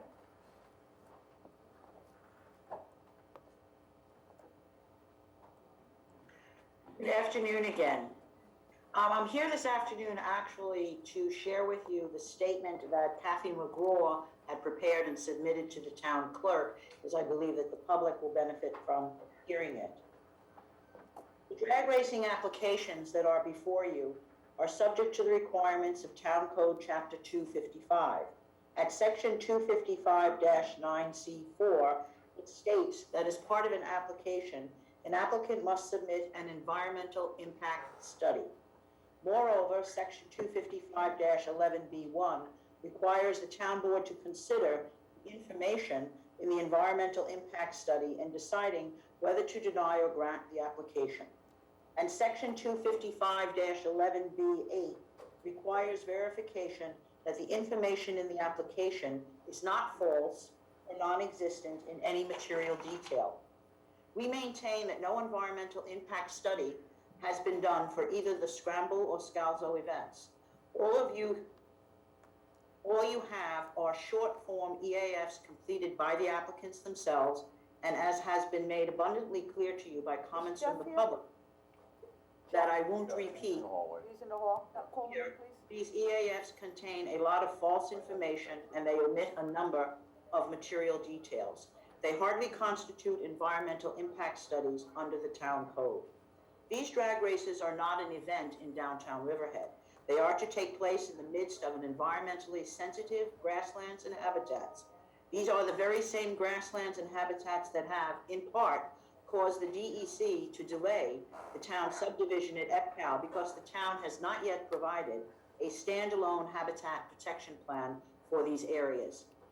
Drag races are a highly intrusive, loud, intensive use that involve coating the runways with chemicals and the very real potential for accidents and fires. Surely these events demand a real environmental impact study, as our town code requires, not just a couple of incorrectly completed EAFs that the town board has silently accepted without question. You, the town board, are backed by the town code. It is not merely an advisory document. At a minimum for these events, you should have required a long-form, full environmental assessment form from the applicants, and then you should have had the planning department actually read and evaluate the information provided by the applicants. Your failure to do so is a dereliction of duty. We ask that today you table these resolutions. Thank you. And I would like to add 2 comments. Again, yes, racing is an event that takes place all over the United States. It is a family event, but where in the United States, as Ms. Blass asked, and I hope that Mr. Scalzo can answer, okay, is there racing allowed over a sole source aquifer, water aquifer? Okay, and the other thing is that Mr. Scalzo admitted that with regard to the adhesive that will be applied to that is usually applied to the tracks, he is not a chemist. He is not an expert. What you need to have is someone who can truly evaluate that for you. Thank you again for your time. I appreciate it. Okay, Angela, you're welcome, and I have, before we go forward, I'd like to bring up our chief planner concerning the EIS study, and just be mindful, and the public should be aware that this is an application, it's a permit, it's not a long-standing whole review, and I think the person who is who's more appropriate to go further, we never did an EIS, from what I understand. In either case, Jeff, would you just come forward and talk about a 2-day race, well, eventually the other 8-day race, a temporary permit, and where we are. We are in the beginning of the permitting, to a certain extent, phase, that it goes through the board before you go through further review. You're not gonna be reviewing, doing fire reviews and planning reviews and everything, and the board decides not to do it. It's a total waste of time, and I would not have it. So, but Jeff, can you enlighten us a little bit more, please? Certainly. In response to Ms. DeVito's comments regarding SECRA and regarding Chapter 255, it does say an environmental impact study is required. How's that? The Chapter 255 does require an environmental impact study be provided. That's not an environmental impact statement pursuant to SECRA. Those are 2 separate things. To my knowledge, never in the history of this town has an environmental impact statement been required. The environmental impact study, when we submit the application in the application package, it is the short environmental assessment form that is provided the information with the application material. So that is what an applicant fills out. And the reason for that is this is a short-term temporary environmental impact. When you take a look at, if I can find the right section, thank you. 617. 617.5. Let me just get the right section number. Bob, I know you have it 21. also. And this is section number 14, I'm sorry, number 21 on the type 2 list for SECRA, minor temporary uses having negligible or no permanent impact on the environment. And that's how we've classified all the special event applications in the town. They are type 2 action, therefore you don't need a full EIF, a long form EIF. A short form is sufficient because of its temporary nature. If the town has concerns about the prep material that was being proposed, we can certainly get the specification sheets off the website, have somebody take a look at that, or in the absence, we could just prohibit the use of its entirety, and that makes the whole issue moot. Okay. Just so you know, in terms of environmental review, Chapter 255, I'm not required to review Chapter 255s or prepare a report. However, I do review the applications pursuant to SECRA. Almost every single one of them are type 2 action and don't require any further environmental review. However, that does not mean that I don't address issues. You've heard me on many occasions talk about the mud races or the Rugged Maniac races. We now have a Rugged Maniac race proposed at the 4-H property. They're expecting between 2,600 and 3,500 participants and between 910 and 1,225 cars. That's more than what this event proposes. Secondly, they're proposing the race route to go through town-identified wetlands, and that is a concern. So when I do review the applications, I review them pursuant to SECRA. They are type 2, they're minor, but that doesn't mean that there are not potential environmental impacts. such as the case with the rugged maniac. And we're trying to address that as fast as we can, trying to identify where the route is actually going and what structures they plan on putting throughout the course. Great, thank you, Jeff. Chip, do we have anyone else in Zoom? Actually, Jeff, so to go back to the original question, was there an environmental impact study done? You talked about the EAF, but was there an environmental impact study? There is no such thing as an environmental impact study. on the application. There's an environmental impact statement pursuant to SECRA. No, not statement. In the 255 code, it calls for an environmental impact study. There is no definition as to what that is, other than you have to follow SECRA because by town law, whenever this board makes a decision on any action, it requires a SECRA review and then a SECRA determination. In this case, I identified it as being a type 2 action, and no further environmental review is required under SECRA. There is no need for an environmental impact statement. The environmental study would I'm not consist. talking about the statement, and I know that's different than the But study. there is no definition as to what an environmental impact study is. There is no definition. There's no, I don't even know what you would prepare under those 3 words. Well, that is in our code. Bob, can you address that? Yeah, I think It's that, in two I places think in it the was code. supposed to mean environmental assessment form. And the reason I say that is if you look at our chapter 225, we contain 2 definitions. An EAF, which is an environmental assessment form, and an EIS, which is an environmental impact statement, which is the same 2 documents that the New York State SECRA statute requires. So I think it may have been a misnomer. May have We'll been just done- have to change it in the code. Well, I think we should clarify that because it does say in 2 different places in the code that it calls for an environmental impact study. Study. So let's Correct. clarify But that. it's not indication what is a study. It's not an environmental impact statement per se. It could be an environmental assessment form. Yeah, It's- if we it's not required clear. an environmental impact statement of every chapter 255, this town would never be able to approve any chapter 255s. How you gonna address alive on 25? Yeah, yeah, 1125 is a very interesting, and that takes off beautifully, so. Well, and I'm gonna say this is a different event than we've had before. You know, this is, we can't compare this with things like, the country fair and such. Those events have happened over many, many years. So, we're just taking a careful look at this because this is a different event that we haven't had before. And we need to change the code if you're saying that that's not actually true. That's in our code in 2 places. Those are the words we use, and as part of this application, I looked at 617.4, which is a type 1 action designation, and I searched and searched and searched and said, well, does this become a type 1?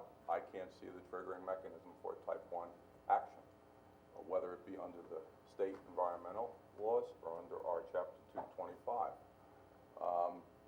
The section that Mr. Murphy identified, which is identified in the type 2 list, 617.5, seems to be the appropriate one when we're talking about a short-term use where there's no environmental harm anticipated. There are no permanent structures being improved here. There's no building that's taking place.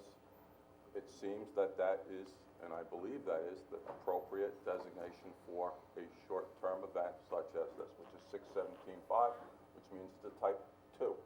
Type 2 designation, as we know, once we can make that determination, inquiry ends. Although Jeff, as he's pointed out, Mr. Murphy has pointed out that he's still going to look at those environmental concerns. Okay. Jeff, have you reviewed the EAF? I have. And what's your finding? There are a couple of minor mistakes in it, but nothing of consequence. Okay, nothing substantial. No. Okay, that's. What were the mistakes? There are typos and things like that throughout the document. I don't think we're gonna have to bring them up, if they'll correct them. Catherine, it's a great idea. If there are typos, can you please, bring them up and we'll correct it? Yeah, that's good. Again, there's nothing that would change it from being a type 2 under my professional opinion. So just to make it clear, in my mind, and maybe for other people, nothing in there is gonna change your mind. No. But I would like to know the mistakes that are in there, Jefferson. Okay, I'm well, sorry, typos happen, and, I'm sorry, I Catherine. said I would like to know the mistakes that are in there. It's well, help important to them us. review it. That's a great idea. Why don't you help them review it, both of you? It's always good as a writer to always have input, so. Certainly, Thank you for looking into I've that. been looking over everything and reviewing it, but I am talking to our planning director, and that is the staff, he's the one that does that. Okay, good. So that'll be adjusted. if you can assist, it'll be great. And then, well, obviously, we're gonna have our town attorney look at it. Well, and I would hope you're reviewing the documents as well. Yes, we are. And so we're gonna move on forward. Chip, do we have anyone else from the community? About how many people do we have waiting? Because we still have some for the public, okay? So next we'll bring up Phil Barbado. About how many do we have? We just wanna gauge. A couple more. Okay, perfect. Everybody will get to speak. So, we have, Mr. Barbado? Good afternoon, Mr. Barbado. If you could unmute, sir? Right hand, right hand? Well, am I unmuted now? Yes, you are. Wow, I can do that. Yes. I just, I'm. Sir, if you sitting could here just state with- your name and your hamlet, please. Yes, thank you. Phil Barbado in Jamesport. I'm sitting here and I'm realizing that this epitomizes where we are today in our society. There's a lot of people that are longing for the good old days when we could do anything we wanted and not worry about the impact. And there's some of us who are thinking about the long-term impact and what kind of future we're going to have. And I would plead for the town board to think more of the latter than the former. Thinking about the good old days is nice, but we have to worry about what our future is going to be and what our kids are going to face and our grandkids. Just specifically on the Scramble agreement, I've previously talked to you about this, but the EAF in particular, there are different answers to the total numbers of people in attendance. There's different answers on the amount of parking needed, on the effects on endangered species, on avoiding hazardous remediation areas. Their statement in the public safety plan that there be no spectators, and that, I guess that's still in their statement. That's obviously wrong. And I would also add that in the agreement that's been proposed, paragraph D1 lists other areas besides the taxiway and the runways. What are these other areas? They're not identified in the agreement, and we need to know what those other areas are, especially if they're in an area where it might affect an endangered species. With regard to the Scalzo agreement, I think that there are, in their application for the event, they state that they're requesting 8 days, but then they say the duration is 4 days. So what is it? Then they say that the setup is not needed, in quotes. How can that be? If they're not going to be there ahead of time to set up all these barriers and so forth, to cordon off the area, to protect the area that's endangered species living in, why don't they need a setup? They're also missing page 4, the special events checklist. It's not in the application. And then they were supposed to provide a local residence address by May 31st. Has that been provided? For the Scalzo EAF, they say that, or I say that this activity is not permitted under the zoning of that area.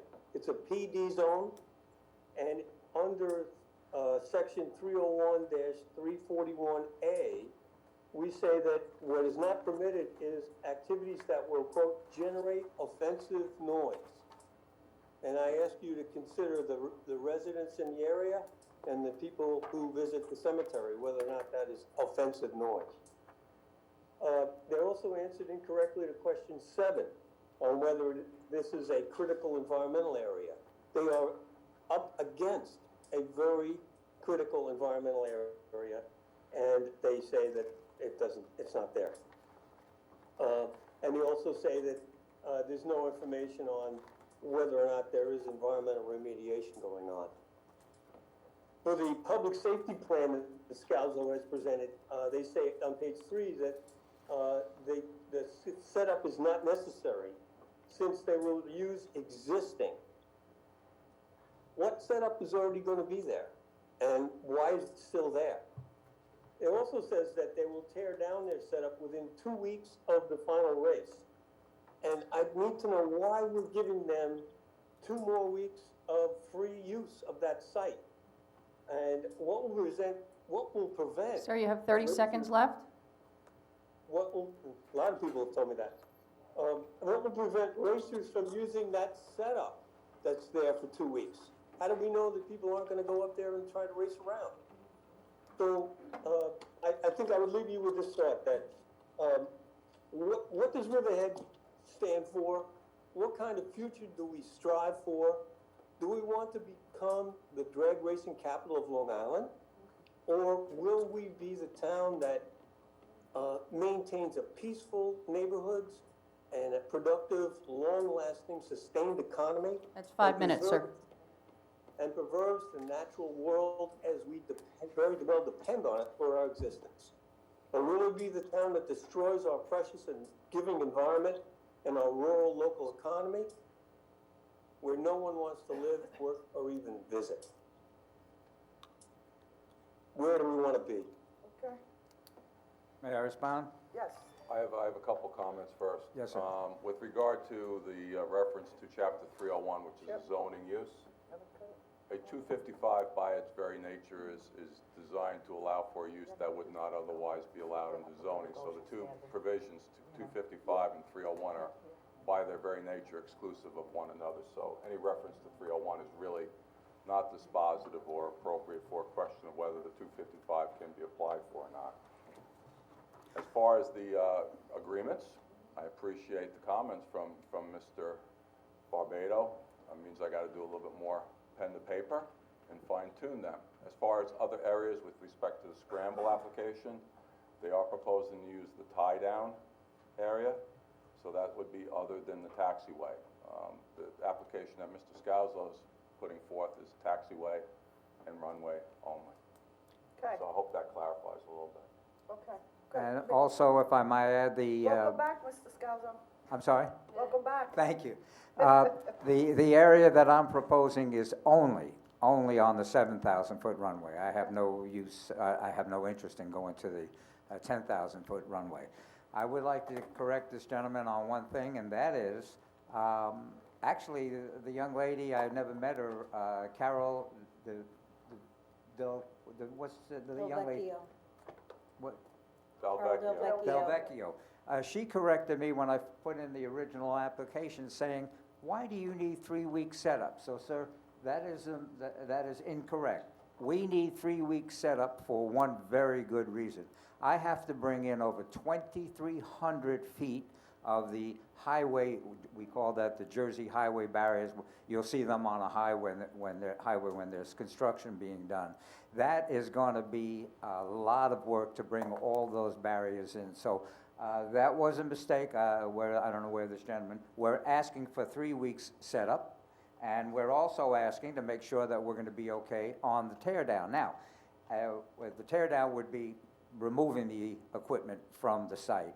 That might have to be adapted a little bit, because if the scramble event is going to be coming in, it might affect how much quicker I can get the stuff out. However, whatever it takes, and I have the reputation, I will get it done. So that's the reason why the long setup. What we're going to be doing, the way we do it, will be the right way, the safe way. So how long is the tear down usually? Because the scramble event is a couple weeks later. Correct. And I believe I did ask for 2 weeks. However, if it's going to be, if it has to be 7 days, we'll do it, whatever it takes. I, again, have the reputation. I'll get it done. Great, thank you, Mr. Scalzo. Does anyone from the audience want to come forward? Grace is. Okay, I'm sorry. There we go, you've been so patient.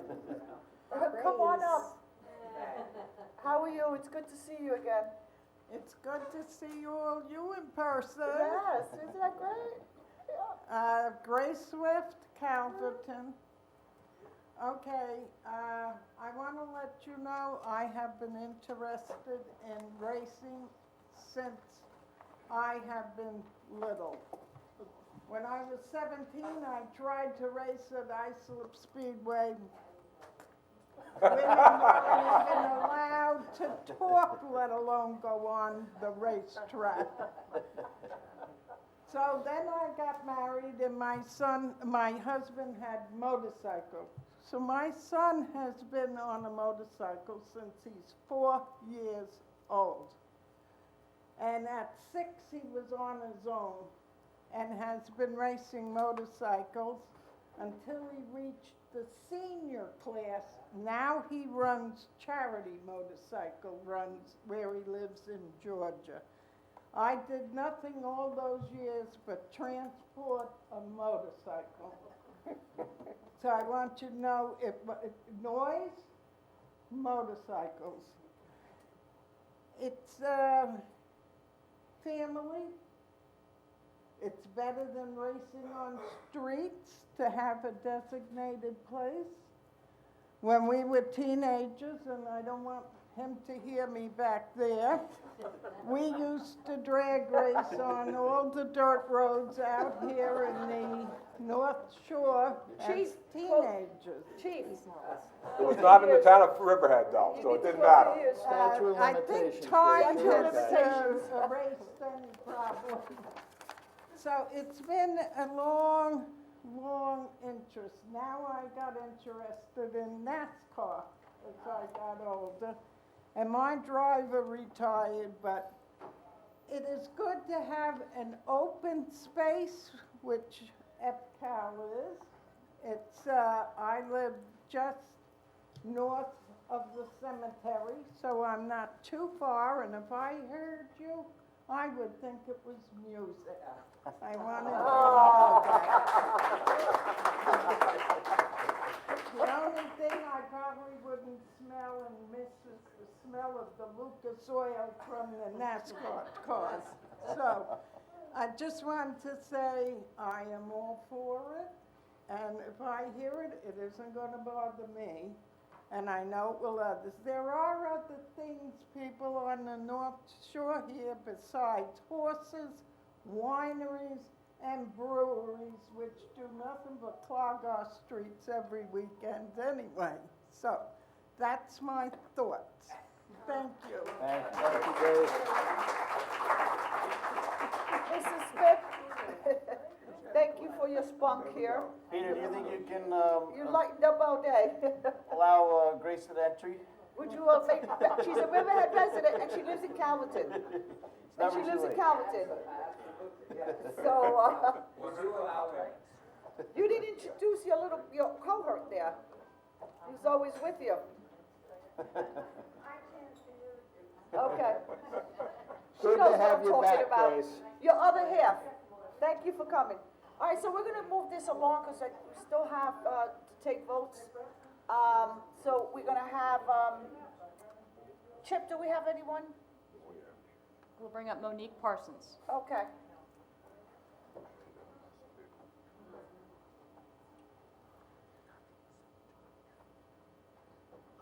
Hello, Monique Parsons, Bathing Good Hollow. afternoon.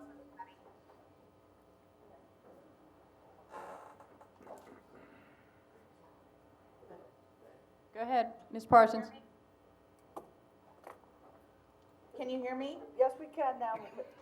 Parsons. Okay, Monique Parsons, Bathing Hollow. How is everyone? We're good, thank you for asking. So, I like to call myself somewhat of an expert on the 255s. I have filled them out and reviewed several of event applicants. And I believe Bob caused to be correct about the EIS in the form, that it's actually referring to an EAF, and there has been a typo in the code itself. I don't ever recall there ever being an impact study or an impact statement being required or asked of by the town for any 255s. And, you know, I just wanted to bring up a couple of things. As for our BOA, our 2016 BOA, and our most recent pattern book, the number one thing that this town needs in order to give us a boost in our economic development is events. We paid a lot of money to do those studies. The BOA is about 173 pages. I don't believe the official pattern book has been released yet, but one of the main things that is spoken about and referred to is events and how important it is to the economic development of our township.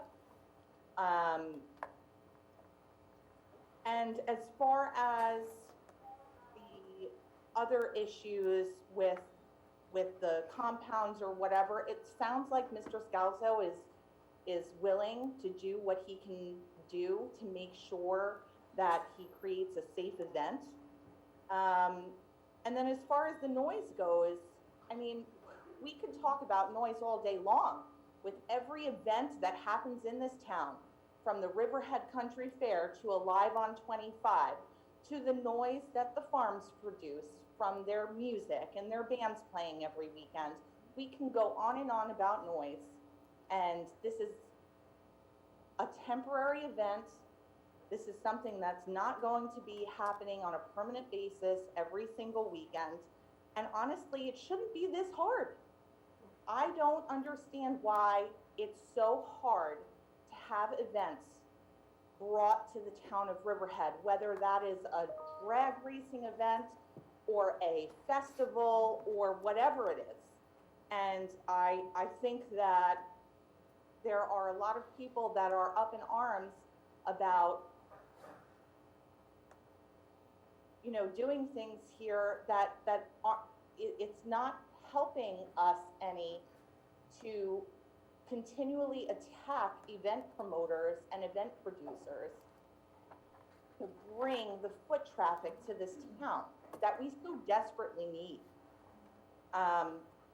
And my last comment that I want to make is that racing, whether that's track, oval racing, or drag racing, traditionally is an all-American family-centered event, and I hope that this gets approved so I can take my family. That's all. Monique, I know that you spent a considerable amount of time in the last year working with Dean and Councilman Hubbard, and we know that there was a dire need to change our 255s, make it more friendlier, I guess, for lack of a better word, and I know that you guys are gonna be presenting soon. Yes. So that's gonna be an issue that has to be addressed. It is a bit archaic, it needs some enhancement, and as a member of the community, you're doing this for us for free to be part of that group, and I wanna thank you for working on that for us. And, can we move forward? Do we have anybody else in the room? Cameron Okay. Cardoza. Who?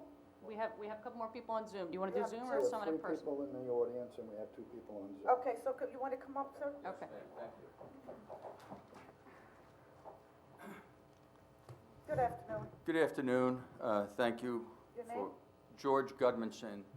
I live in Timber Park in Calverton.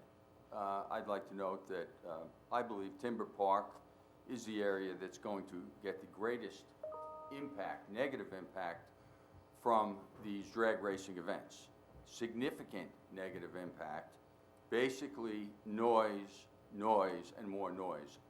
I'm going to speak to you from my heart, and I want to let everybody know here, including the board and the racing fans here, I respect everybody in this room, racing fans included, and particularly the Riverhead residents, who I feel have the standing.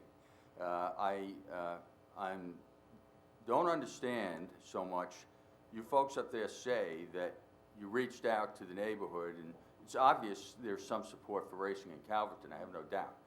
But as I walked my neighborhood, Timber Park, which is directly across the street from EPCAL, directly across the street from Grumman, there's no doubt in my mind that the majority of the people in Timber Park were not aware of this. And moreover, majority of the people in my neighborhood, which is going to get the worst of it, with respect to the lady who spoke about the great times in Long Island, I don't live north of Calverton Cemetery. I live right across 25, right behind the restaurant there, around the block on South Path. So I don't know why that outreach of you folks didn't get to them. I spoke to the commander of the Riverhead American Legion a few weeks ago. He had never heard of it. When I bought my poppy a couple of days ago in Stop and Shop, the man selling me the poppy, after I thanked him for his service, told me he couldn't believe that was happening. He'd never heard of it. So a lot of people, especially in my neighborhood, don't know about this.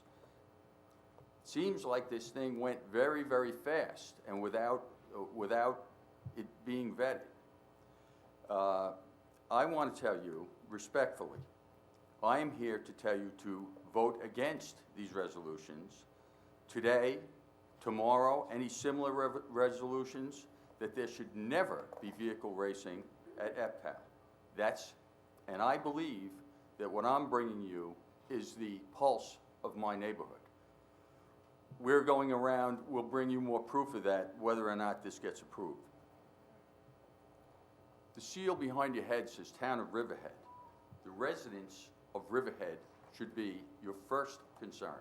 It doesn't say, with due respect, sir, Town of Sarasota. It does not say Town of Suffolk County. It does not say Town of Hempstead, Nassau County, New York. It says Town of Riverhead. So to that degree, I do agree with Ms. Beresny earlier, because I think Riverhead residents should have the say. And though you folks keep touting that this is going to be a temporary thing, the folks in the audience want it to be more than temporary and permanent, or more. I understand that. If that's the way this is going, I absolutely agree with this woman. Let's have a referendum. You know, the marijuana thing is important to a lot of people. Let's have a voting referendum so that we get people voting who live in Riverhead, even if they're not by Timber Park. It'd be nice if we had a little bit of say, but, you know, maybe I'm asking for too much. Respectfully, again, earlier, we talked about Riverhead Raceway. It's been here for 60 years. I have no qualms with the Riverhead Raceway. It's grandfathered. The people who moved in after that came afterwards. That's not what this is. You folks are bringing us Raceway to a place that did not have racing. And the noise, there's mufflers on the cars at Riverhead Raceway. It's ear-splitting. It's ridiculous to say that mufflers are going to stop that. I also want to say that the notion that street racing, illegal street racing, is going to stop because of Mr. Scalzo's event is ridiculous. It is simply not going to stop because we have this. Sir, you have 30 seconds left. Okay. I had so much more to say, but, you know I'm limited. It's not going to be cost-free. I don't believe that's going to happen, okay? And the worst thing of all, Calverton National Cemetery, lack of regard shown by the people voting for this, complete disrespect for the deceased members of the military and their families, whose final resting place is in that hallowed ground. So I can picture the grieving survivors of military families straining to hear the taps over the roaring engines, and screeching brakes. And I submit to you that access to those families and the survivors shouldn't be limited, so races could go on. Thank you very much. Great, thank you. All right, so we're gonna move forward. How many people you have? We have a few more. Okay, so anyone from the audience wanna go? You wanna wait? Oh, okay, you wanna come forward? There's somebody in the back, Helen. We'll have him, he's been standing. So you're sitting, how's that?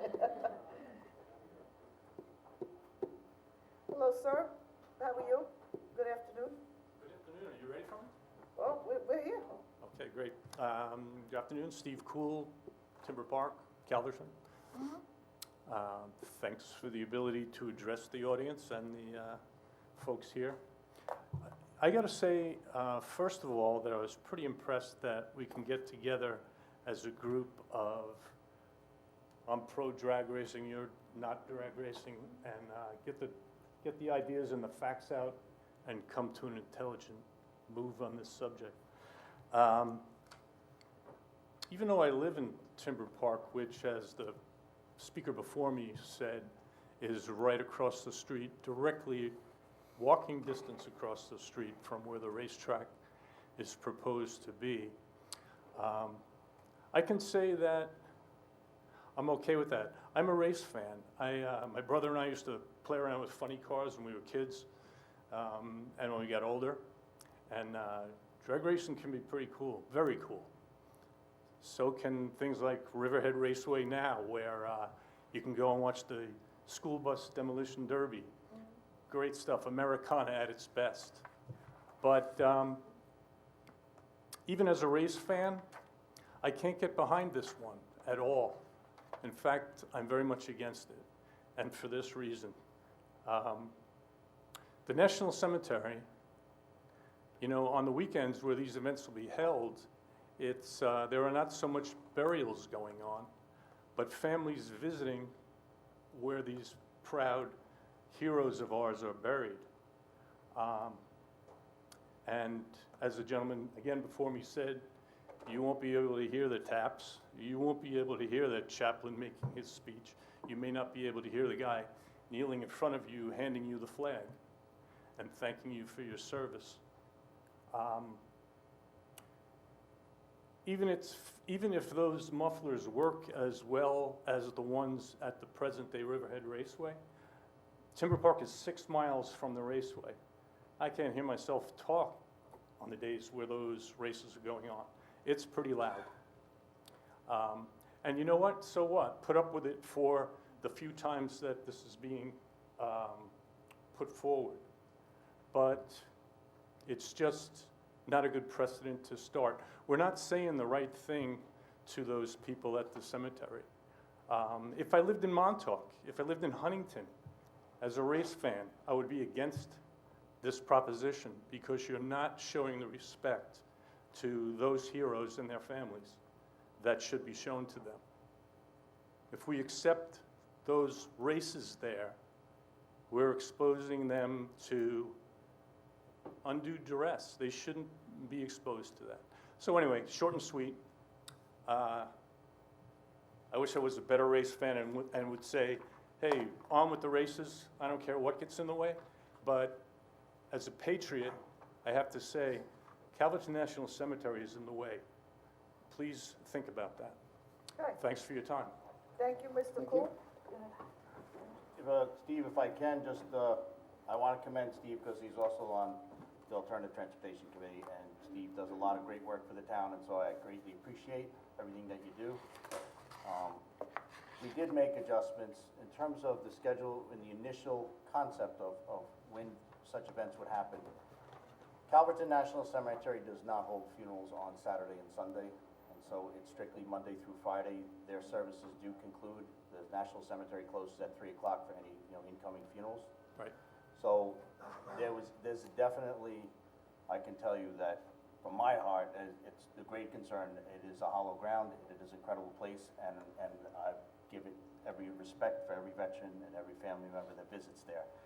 This was designed specifically to work around any funeral hours to make sure that there wouldn't be traffic concerns and other things, and that's why it's limited to the weekends and where services.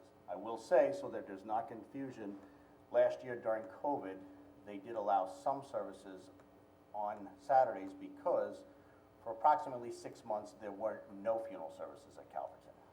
And so they were allowing some on Saturdays because we had to make up services, and so where families could gather at a later date. Calverton now has returned to their standard operating schedule, and there are no services on Saturday, Sunday, so I'm certain that, thank goodness, there won't be any interruption in terms of anyone playing taps or any formal prayer services taking place. I know that's, of course, we're gonna gather there on Saturdays and Sundays. I go there all the time, and I visit on my own, and I have friends and family that are there. And so, so I take great honor and respect there. But it has been addressed in terms of the best that we can. Okay? Mr. Rothwell, thanks. I appreciate that very much, and working with you on the other committees, I appreciate that as well. I know where you're coming from. But again, both my wife's parents are buried there in Calverton. If I go there on the Saturday of race day, and I want to have a conversation with my wife about how nice the tombstone looks, we're going to probably be out of luck because we're going to be able to hear each other speak. So again, thank you for what you've said. I understand. I thank you for your comments, too. Thank you Steve. for your comments. You're very Thank welcome. you for sharing. Okay.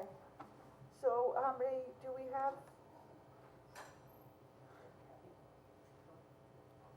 Helen, did you want to come up now, or you want? Okay, yes. There's somebody who requested to come up. Hi. Thank you for the board for listening to all of us today. I was going to say that I'm old enough to have raced at West Hampton Dragway. May I just state your name for the record? Oh, Helen Lawrence. Thank you. I wanted to say, I was going to say that I'm old enough to have raced at West Hampton Drag Strip, but this lady upstaged me. So I have something very simple as a mother, as a grandmother to all girls. They are all into racing. 2 are 8 years old, and 1 is 15. My daughter races. My husband races. My husband has a business in West Hampton.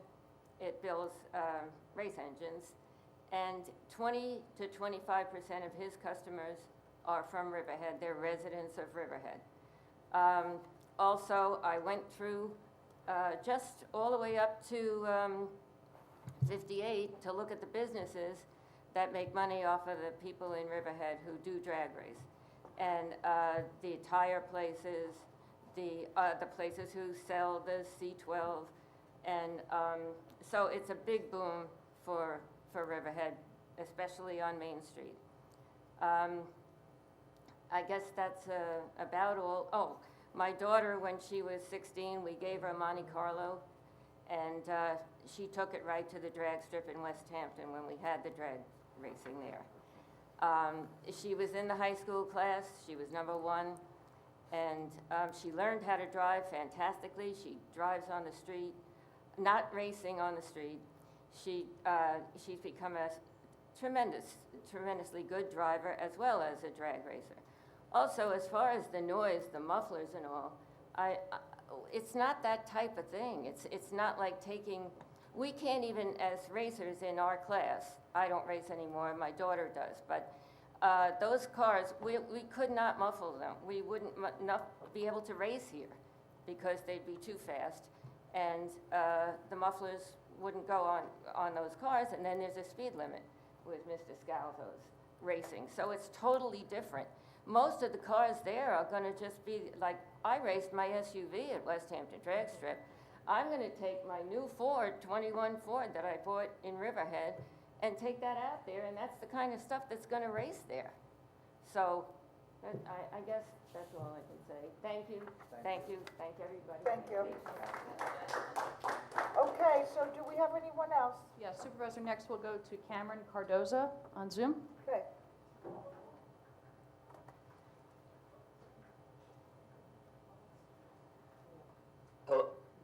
Hello? Yes. Hi. Cameron, how are you? I'm doing great. Thank We you can guys hear for the you. opportunity. Uh-oh, hot rods, okay. I guess we know what side you're on. Not heroin? Okay. Anything against I'll drugs? make it short.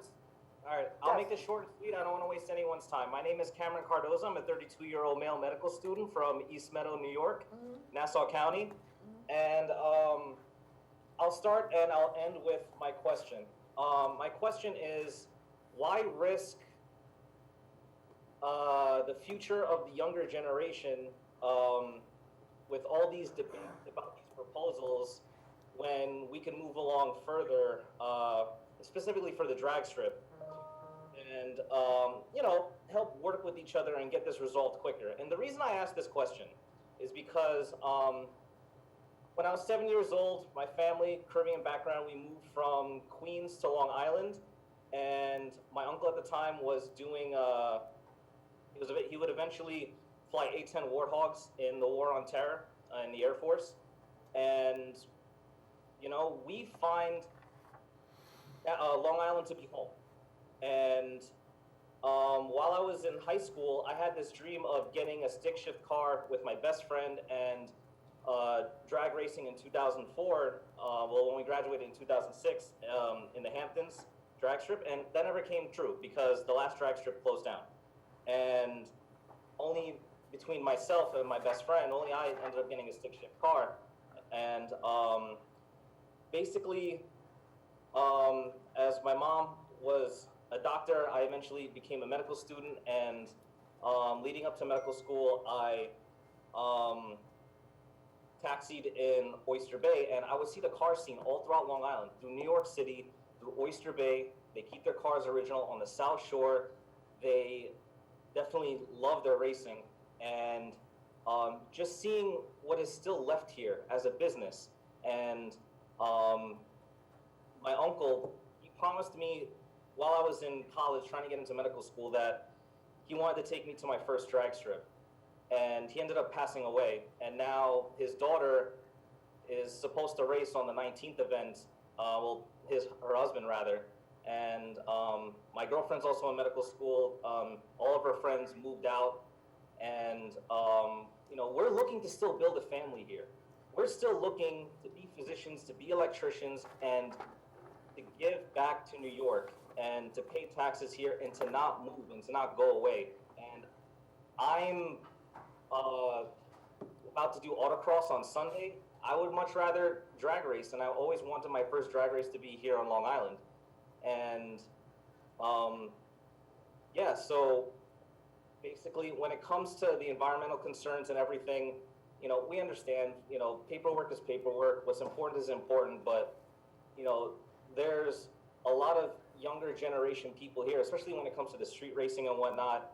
And my uncle being a veteran now in the Air Force, and there's even government documents stating that they wanted that place to be used for motorsport recreational activities. And we also have a history of the Vanderbilt Cup races here in Long Island, one of the birthplaces of racing, and Roosevelt Raceway right by my house. That used to be a racetrack, now it's a movie theater. What can we do and for future generations? Okay, Mr. Cardoza, thank you for your comments. Do we have anybody else in Zoom? I'm gonna bring up Andrew King. Okay. How many so far do we have? 2 or 3 more in Zoom. Okay.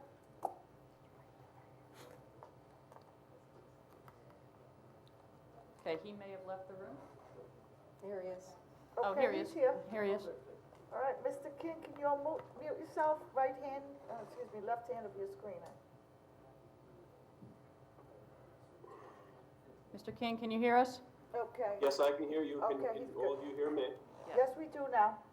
All right, thank you for taking the time and having this assembly. I'm actually on my lunch break at work here, so I'm trying to be as short as possible. Okay. I just want to say that I grew up with in a family of drag racers. I'm 36 years old now. We used to spend every weekend at West Hampton. I grew up looking up to my uncles and my father. I thought they were the 2 coolest guys I knew. Not because they were my family. I had plenty of other family to look up to. But they had a skill and a talent. They were able to work with their hands and take these cars that a lot of them, we didn't come from a lot of money. But they were able to take these cars and build a hobby and do very well for themselves. When we'd be at the racetrack on the weekends, it wouldn't just be my uncle and my father and me wandering around the pit area. We would be barbecuing. We would bring families with us. I have friends to this day that I see only because of racetrack in West Hampton. It kills me to drive past it now. Not that there's anything wrong with what they did with it, but it's here on Long Island, we just don't have much to do. I have a 3-year-old son, and I want him to look up to me the same way that I looked up to my dad and uncle. And I'm running out of ideas. I'm running out of things that I can show him that he's going to think's cool. I mean, everyone knows these days it's hard to get these kids' face out of their iPad or cell phone or whatever it is.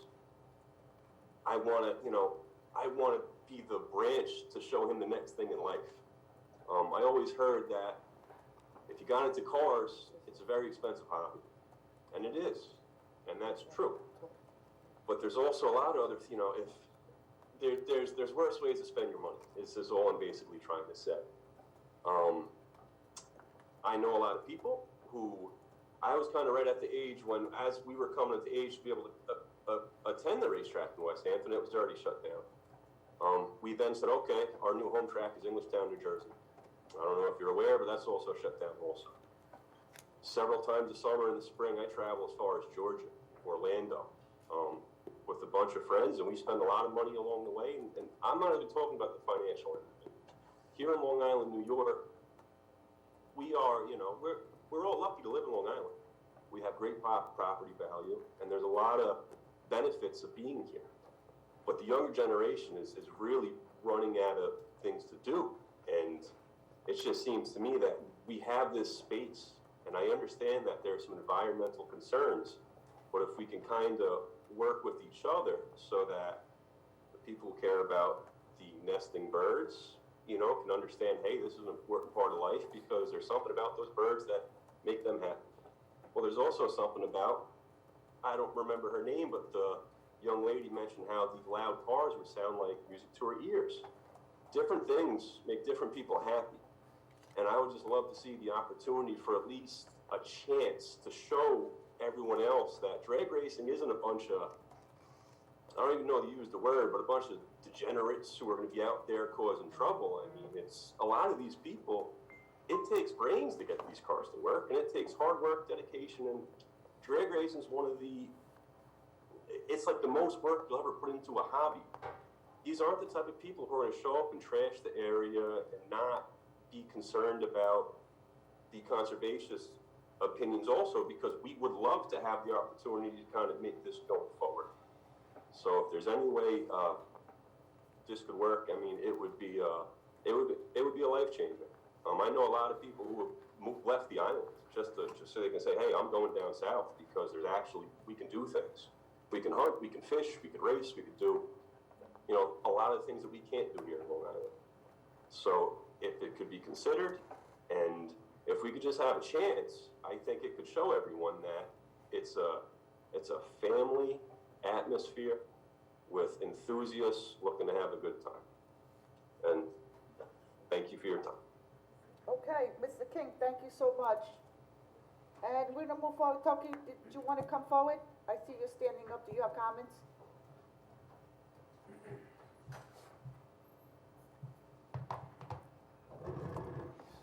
For the vertically challenged. Hi, my name is Takwi Turchin, and from Calverton. I wanted to say hello to the board and thank you so much today for the ability to speak to you in person.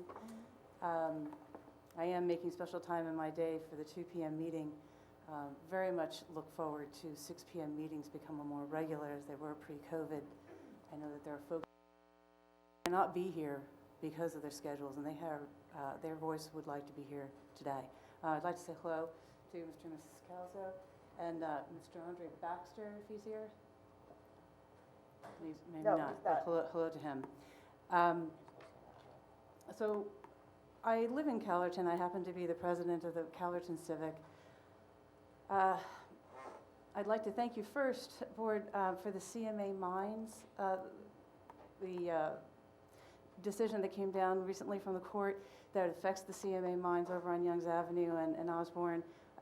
It's about it was the answer to a lawsuit to Southampton Sandyland, but it directly affects us here, and I'm very happy and thank you publicly on, I think it was the Riverhead Local article that came out that announced that decision.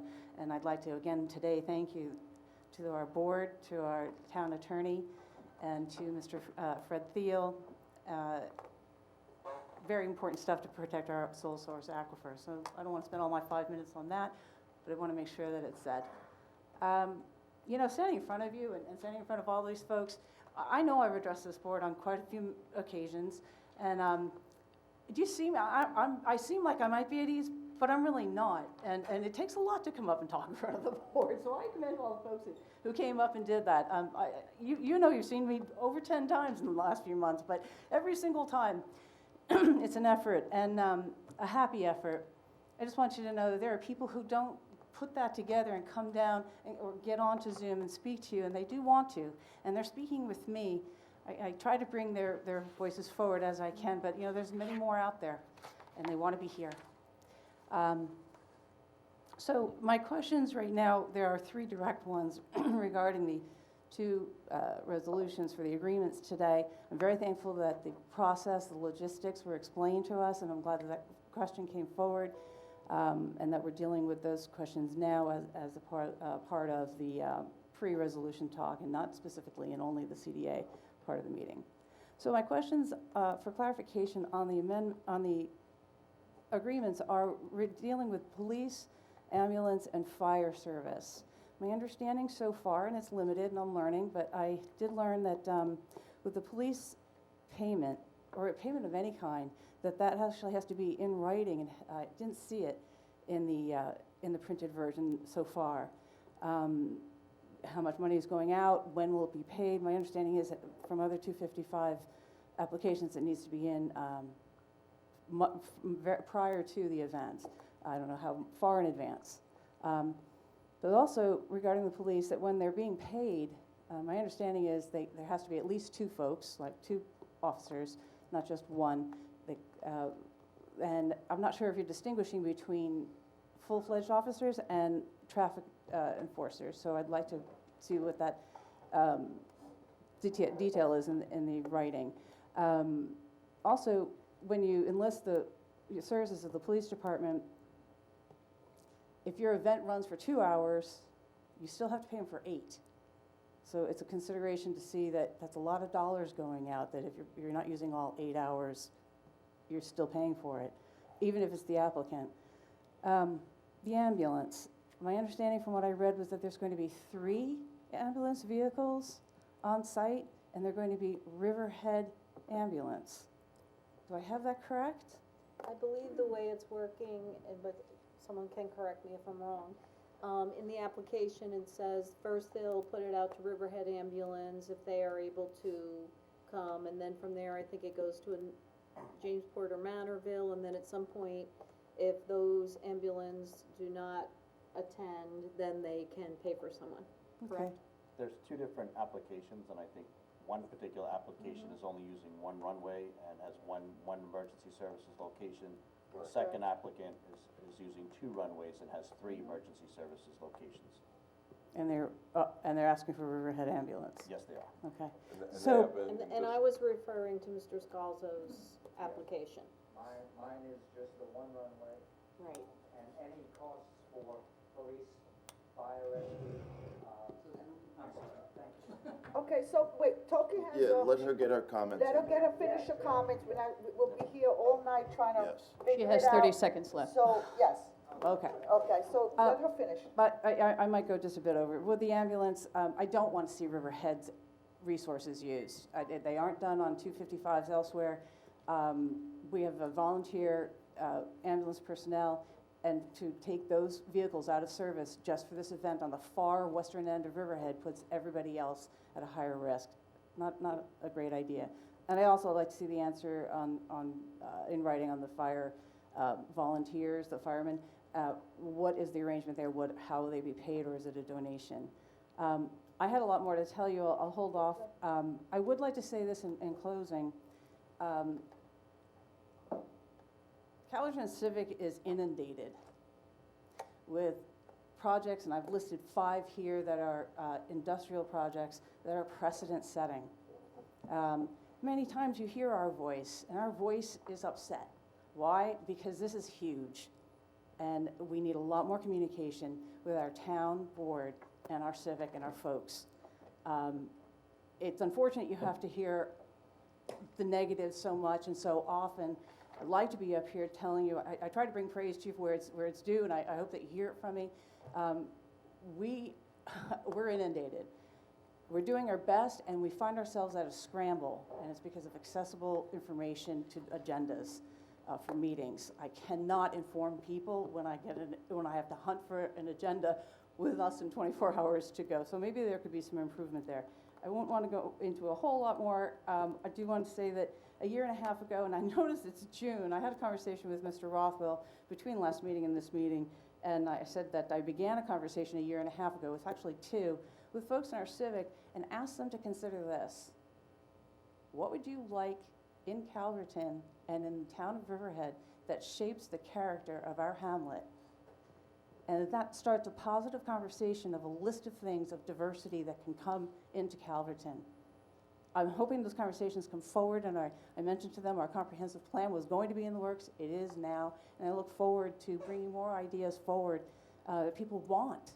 And two ideas that just popped up off the top of our heads when Mr. Rothman and I were talking were, hey, hot air balloon races.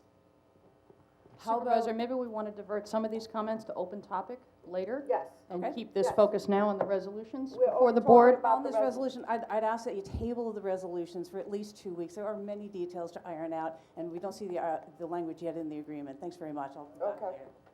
Moving forward, Next, we'll bring up Dwayne Elazer. Is he in the room still? Okay, he's Mrs. left the Scalzo, room. if you can, just so we can do, for efficiency purposes, if you could just write down your responses and at the end just come in, it's gonna help us a little bit, better, and everybody will have an equal chance, okay? Thank you. Okay, So we're we gonna, have Mr., nope, he's apparently left the room, so we're gonna go to Kathy in the Zoom room. okay, Kathy,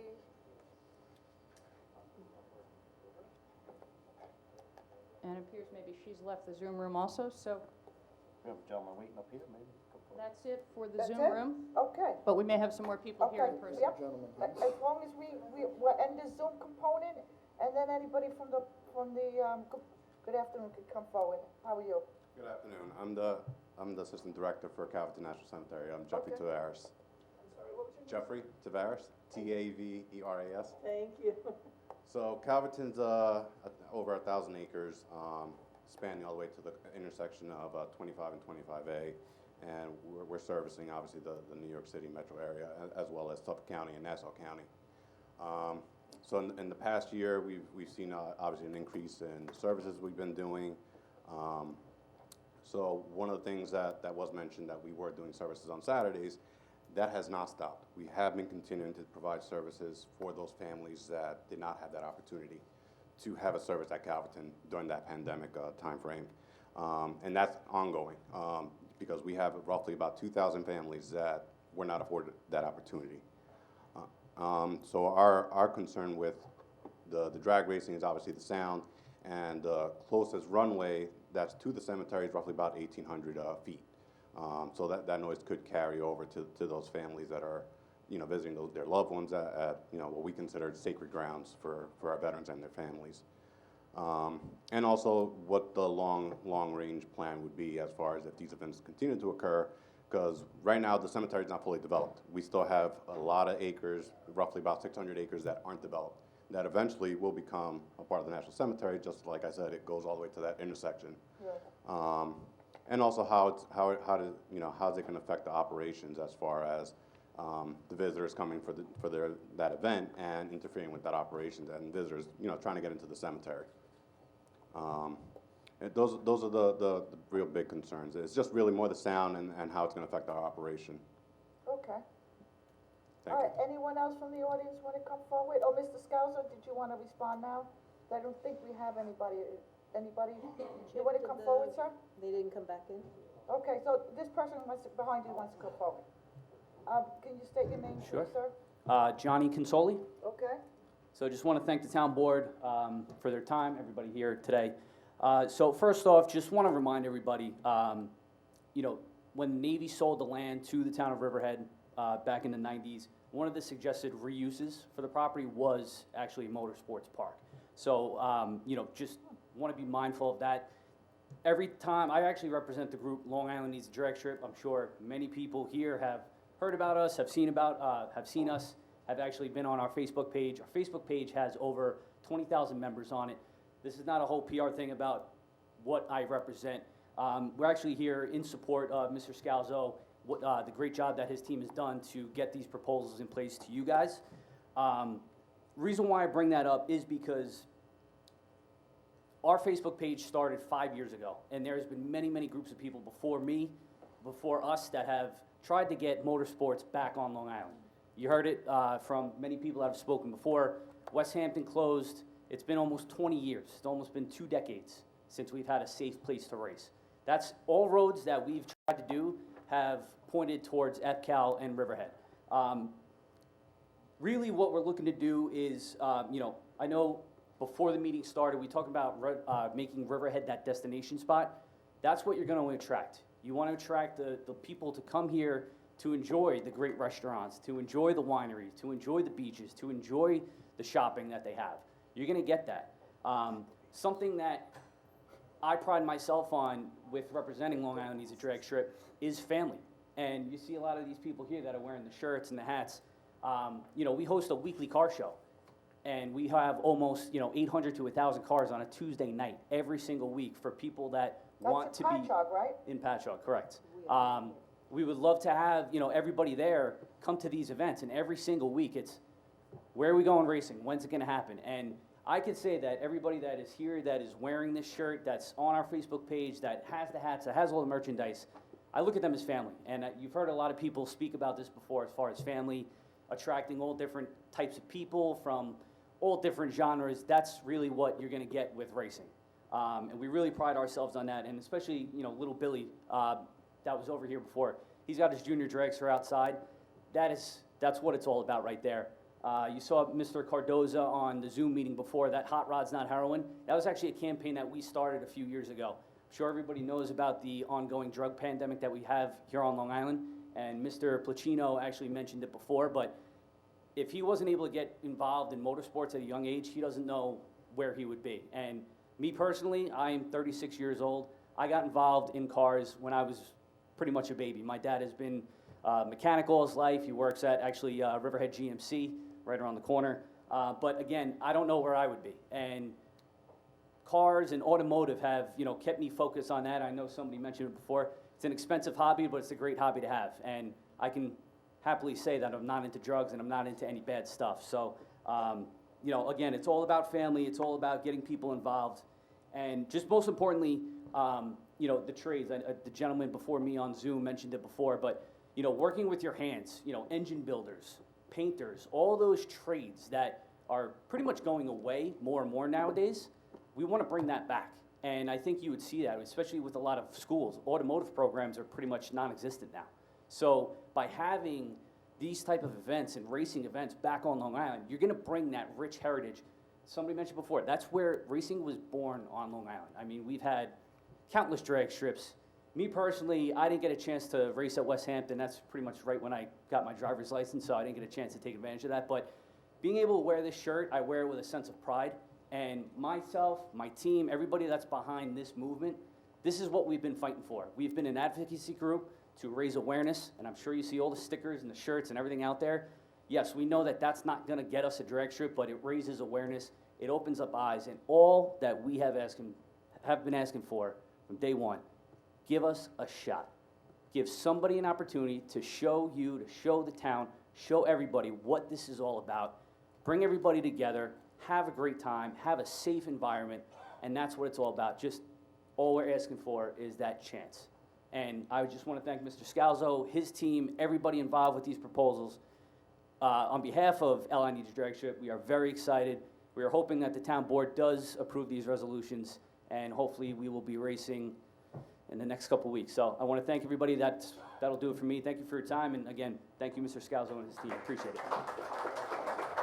All right, thank you, Mr. Consoli. Do we have anybody else from the audience that wants to come forward?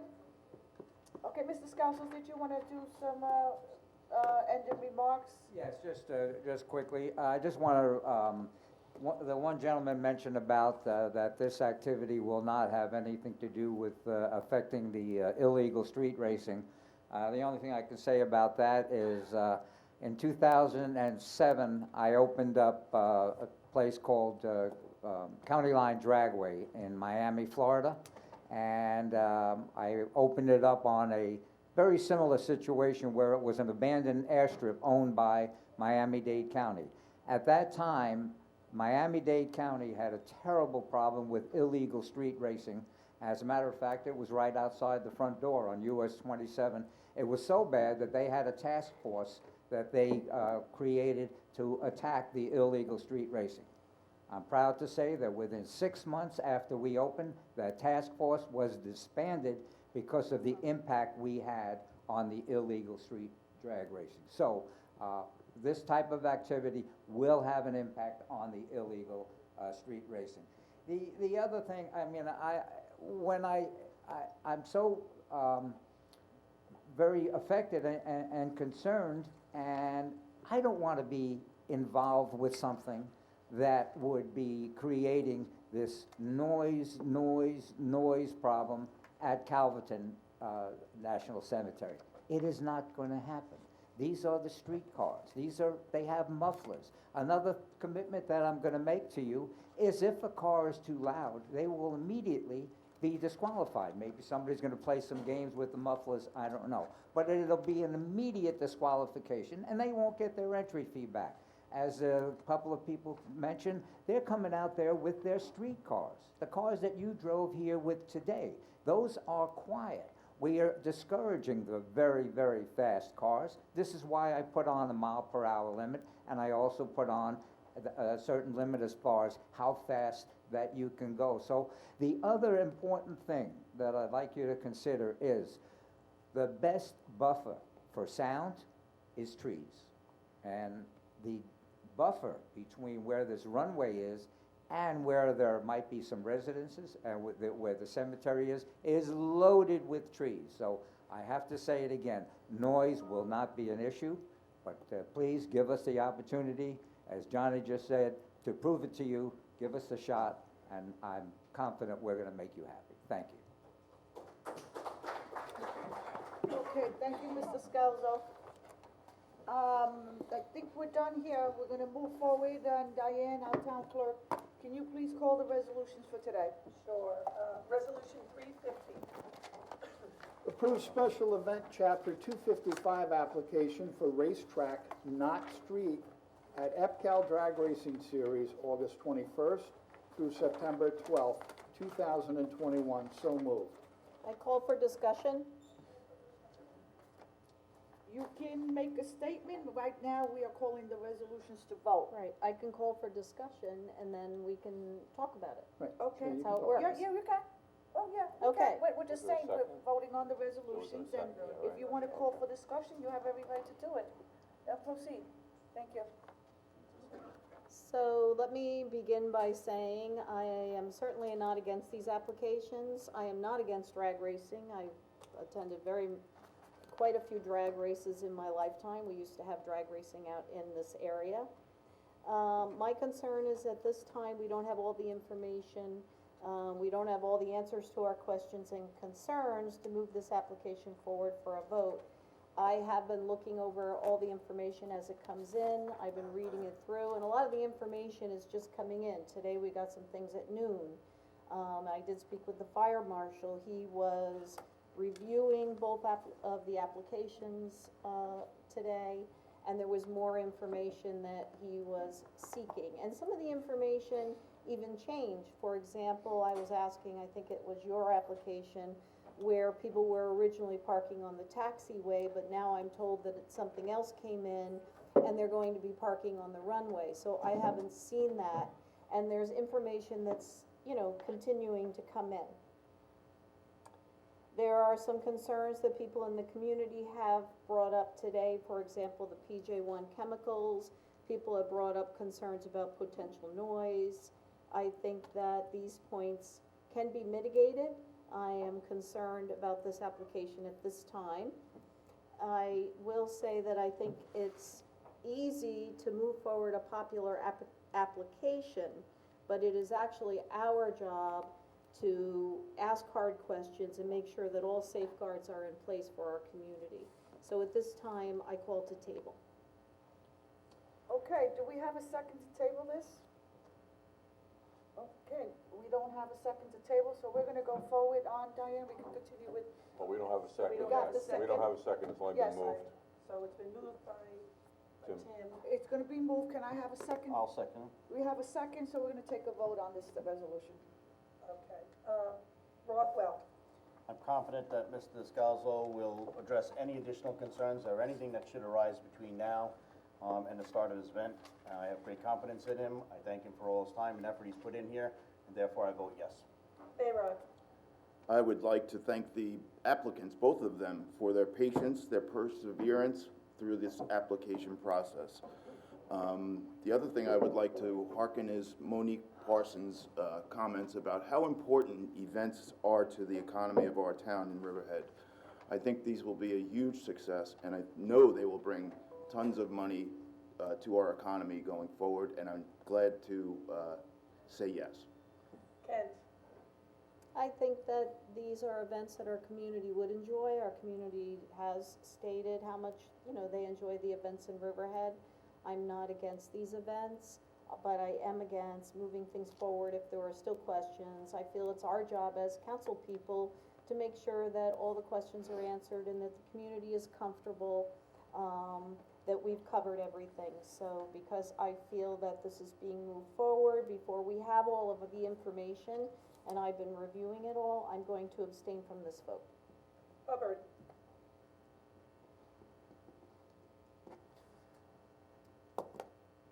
I too have my mother-in-law and father-in-law buried in Calverton National Cemetery. And if you knew my father-in-law, he would be the first to tell you it's too damn quiet up here. I need something to keep me going. And I understand many people may not feel that way. Noise seems to be a big issue with this. I hear the comparisons to Riverhead Raceway and what the drag racing is going to be at EPCAL. And I couldn't agree more with what Mr. Scalzo said, is you can't compare the horsepower of the car at Riverhead Raceway with a muffler versus a street legal vehicle that drives up and down our highways every day without getting tickets because it's not illegal, it doesn't have an unlawful exhaust system. There's no comparison, it's not apples to apples.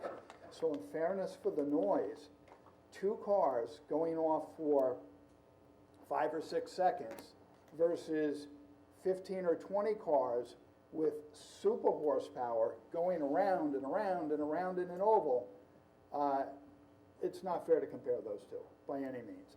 And when you describe the trees, you're absolutely correct. The noise is going to be minimal. For the people in Timber Park, you lived through the takeoffs and the touchdowns and the landings of the F-14s? Of the F-14s and everything else up there, and that was an airport long before I guarantee any one of you bought your house there. I know that for a fact, because those houses weren't there when they first started doing that. So with the idea that that could always still be, not necessarily a commercial airport, because I think we've taken that out, but that there could eventually be planes landing and coming, whether it be a cargo port, whether it be, we have now, people are allowed to land and take off from there. You're going to hear more noise from that one plane that comes and goes than you're going to hear from this drag racing. What it brings to the community, we know what it's going to bring. We know it's going to bring people that are spending money in our town. We need that. We need events. You heard people talking. There's nothing to do. We need events.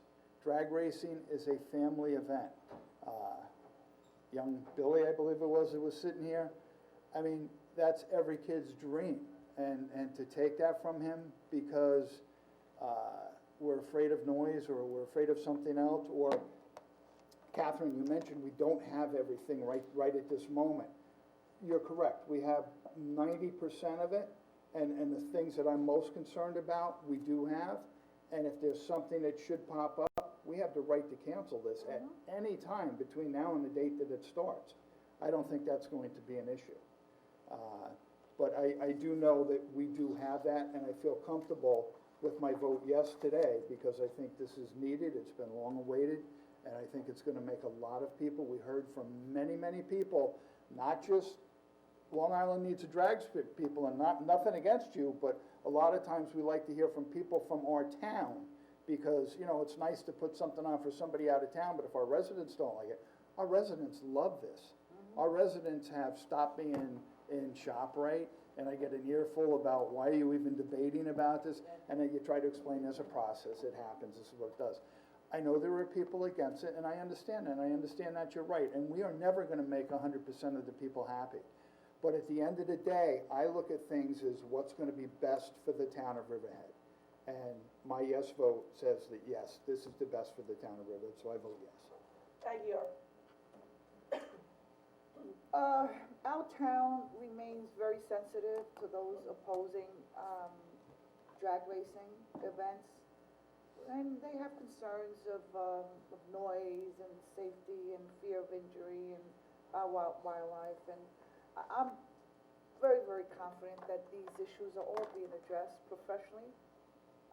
I agree with Councilman Hubbard. I can't tell you the amount of emails and the people stopping you, make this happen, we need this, please, please, please.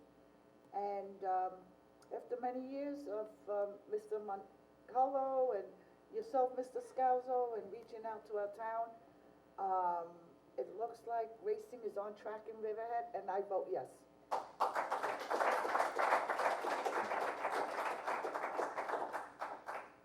Resolution adopted. Okay. Resolution 351. Amends resolution number 244-2021 and approves chapter 255 special event application for Scramble Runway Challenge drag racing event. Date changes to September 25th and September 26th, 2021. And I'm going to call to table. Okay, do we have a second to table this resolution? Hearing no one from the board, I'll make a motion to move it. okay, Mr. Councilman Ralph was gonna move it, can I have a second to move this resolution, please? I'll second, yeah. No second, can you please vote on this resolution? Rothwell. Also want to say this was an idea and a concept that started back in February when the initial request came in.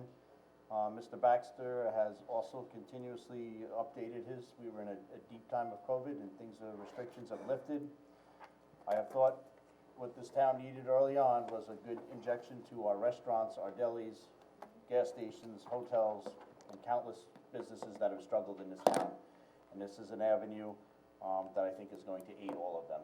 And so, and he also has continuously expressed his desire to make any adjustments, anything necessary. He's put a lot of time and effort into it, so any concerns between now and then, I'm certain that he will be able to alleviate them as well.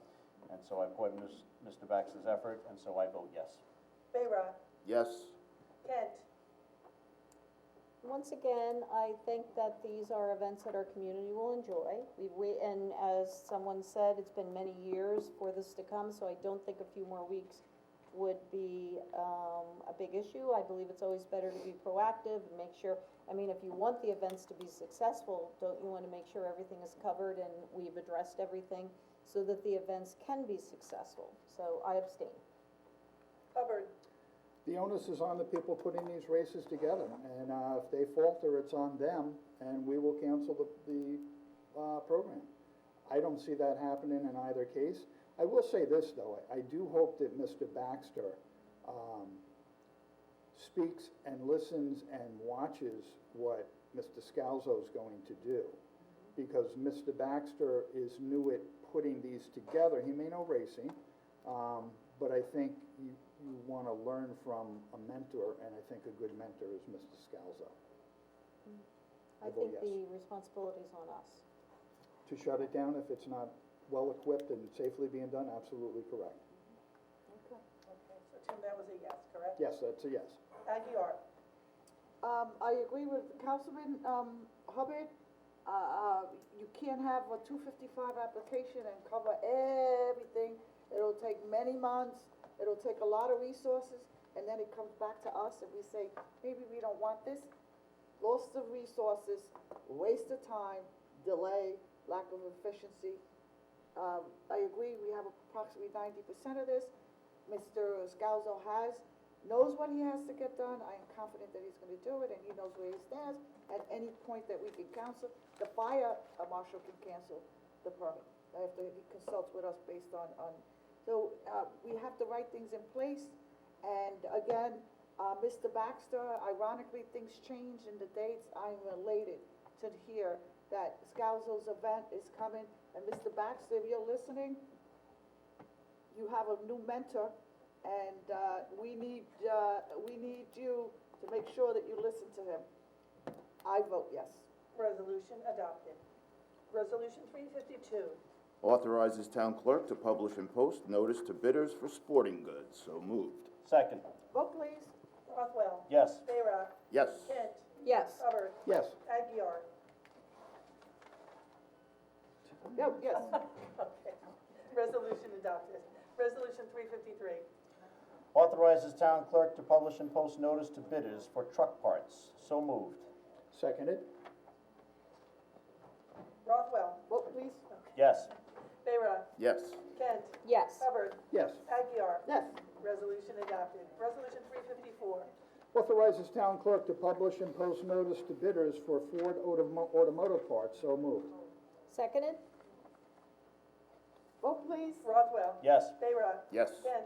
Yes. Hubbard. Yes. Aguirre. Yes. Resolution adopted. Resolution 355. Authorizes town clerk to publish and post notice to bidders for automotive parts. So moved. Seconded. Vote please. Rothwell. Yes. Bayrock. Yes. Kent. Yes. Hubbard. Yes. Aguirre. Yes. Resolution adopted. Resolution 356. Authorizes the town clerk to publish and post notice to bidders for bid for map of country trails road improvements. So moved. Seconded. Vote please. Rothwell. Yes. Bayrock. Yes. Kent. Yes. Hubbard. Yes. Aguirre. Yes. Resolution adopted. Resolution 357. Awards bid for corrosion control chemicals, PO4. So moved. Seconded. Vote please. Rothwell. Yes. Bayrock. Yes. Kent. Yes. Hubbard. Yes. Aguirre. Yes. Resolution adopted. Resolution 358. Set salaries for 2021 seasonal personnel for the Riverhead, I'm going to say Recreation Department. Yes. So moved. Seconded? Vote please. Rothwell. Yes. Bayrock. Yes. Kent. Yes. Hubbard. Yes. Aguirre. Yes. Resolution adopted. Resolution 359. Appoint seasonal summer recreation staff to the Recreation Department. You're right, Tim. So moved. Seconded. Vote please. Rothwell. Yes. Bayrock. Yes. Kent. Yes. Hubbard. Yes. Aguirre. Yes. Resolution adopted. Resolution 360. Appoints new seasonal beach attendants to the Recreation Department. So moved. Seconded. Vote please. Rothwell. Yes. Bayrock. Yes. Kent. Yes. Hubbard. Yes. Aguirre. Yes. Resolution adopted. Resolution 361. Appoints a seasonal lifeguard to the Recreation Department. So moved. Seconded. Vote please. Rothwell. Yes. Bayrock. Yes. Kent. Yes. Hubbard. Yes. Aguirre. Yes. Resolution adopted. Resolution 362. Appoints a seasonal registered nurse to the Recreation Department. So moved. Seconded? Vote please. Missing that information again. Rothwell. Yes. Bayrock. Yes. Kent. Yes. Hubbard. Yes. Aguirre. Yes. Resolution adopted. Resolution 363. Appoints a wastewater treatment plant operator 3A. So moved. Seconded. Vote please. Rothwell. Yes. Bayrock. Yes. Kent. Yes. Hubbard. Yes. Aguirre. Yes. Resolution adopted. Resolution 364. Terminates a part-time employee. So moved. Seconded. Vote please. Rothwell. Yes. Bayrock. Yes. Kent. Yes. Hubbard. Yes. Aguirre. Yes. Resolution adopted. Resolution 365. Accepts the resignation of a planning aide. So moved. Seconded. Vote please. Rothwell. Yes. Bayrock. Yes. Kent. This is Brian Cunningham, who did a really great job in the planning department. I enjoyed working with him. He was a diligent, careful worker, and I wish him well. So moved. Second Yes. please. What? Can I Been get a formally second? requested I to vote not- yes. Confusing me, Jefferson. Hubbard. Yes. Did I get a second? Yes. Okay. Aguirre. Yes. Resolution adopted. Resolution 366. Approves a leave of absence request. So moved. Seconded? Vote please. Rothwell. Yes. Bayrock. Yes. Kent. Yes. Hubbard. Yes. Aguirre. Yes. Resolution adopted. Resolution 367. Appoints members to a committee to review transit-oriented development submissions. And I want to call for discussion here. You can state your points. Just wanted to say that I'm glad that we're moving forward with this. There's a lot of great stuff happening. This This is wonderful that we're doing over at the train station. I like how we're tying it all in together with downtown. I did mention diversity last week and what I'm looking for. I looked over, it's a great list on the committee. What I'm looking for is to bring in the arts and education, which is something that we've worked for in the whole downtown. So I am making the suggestion that we amend the resolution and add Diane Burke from East End Arts. I think she would be a good addition to the committee, if Dawn's also in agreement with that. I don't have a problem with that. I don't have a problem with that. Okay. Diane is very well versed. I Well, think that's a good enlightened. choice. Yes, it is a good choice. So we're gonna amend the resolution? As amended, yeah. Okay, so I think we have to. Is there a second? 'Cause I don't We think have it's to have been a second. I'll second it. Okay, so we have a second, take a vote to amend. Rothwell, Yes. Bayrock, Yes, as amended. Kent, Yes. Hubbard, Yes. Aguirre. Yes, as amended.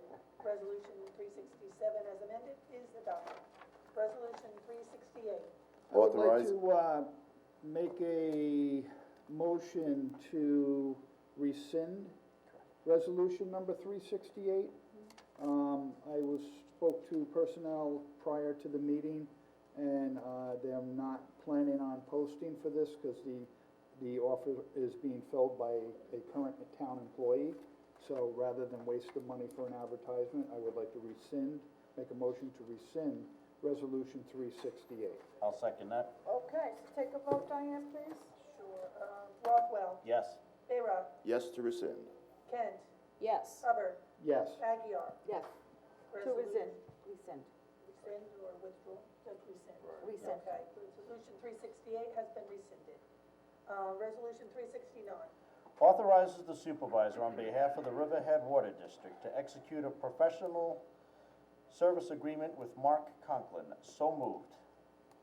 Seconded? Vote please. Rothwell. Yes. Bayrock, Yeah, Mark's a valued member of the Water District and a very important asset to the town Water District, and I say yes.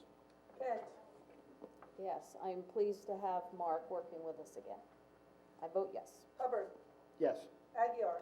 Yes. Resolution adopted. Resolution 370. 370, I think, no, it doesn't, never mind. Ratifies authorization for the supervisor on behalf of the Riverhead Water District to execute a professional service agreement with Thomas Kruger. So moved. Seconded? Vote please. Rothwell. Yes. Bayrock, Yes. Kent, I'm happy to have Tom Kruger on board as well. I know we have a lot of stuff going on in the water department right now, so I vote yes. Hubbard, Yes. Aguirre. Yes. Resolution adopted. Resolution 371. Ratifies authorization for supervisor to execute a professional services agreement with Mason Haas. So moved. Seconded. Vote please. Rothwell, Yes. Bayrock, Yes. Kent, Yes. Hubbard, Yes. Aguirre. Yes. Resolution adopted. Resolution 372. Authorizes the supervisor to execute an agreement with All Ways Elevator, Inc. for elevator maintenance and service at the George Young Community Center. So moved. Second. Vote please. Rothwell, Yes. Bayrock, Yes. Kent, Yes. Hubbard, Yes. Aguirre. Yes. Resolution adopted. Resolution 373.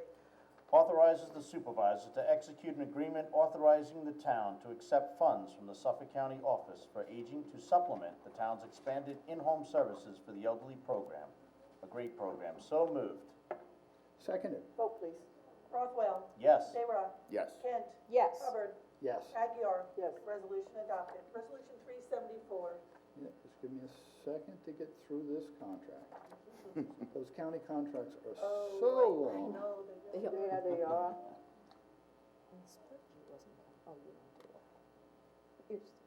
Oh, no, you give the attorneys a pen and paper and they go to town. They just cite and cite and cite and cite, right, You'd Bob? think Anne Marie worked for them.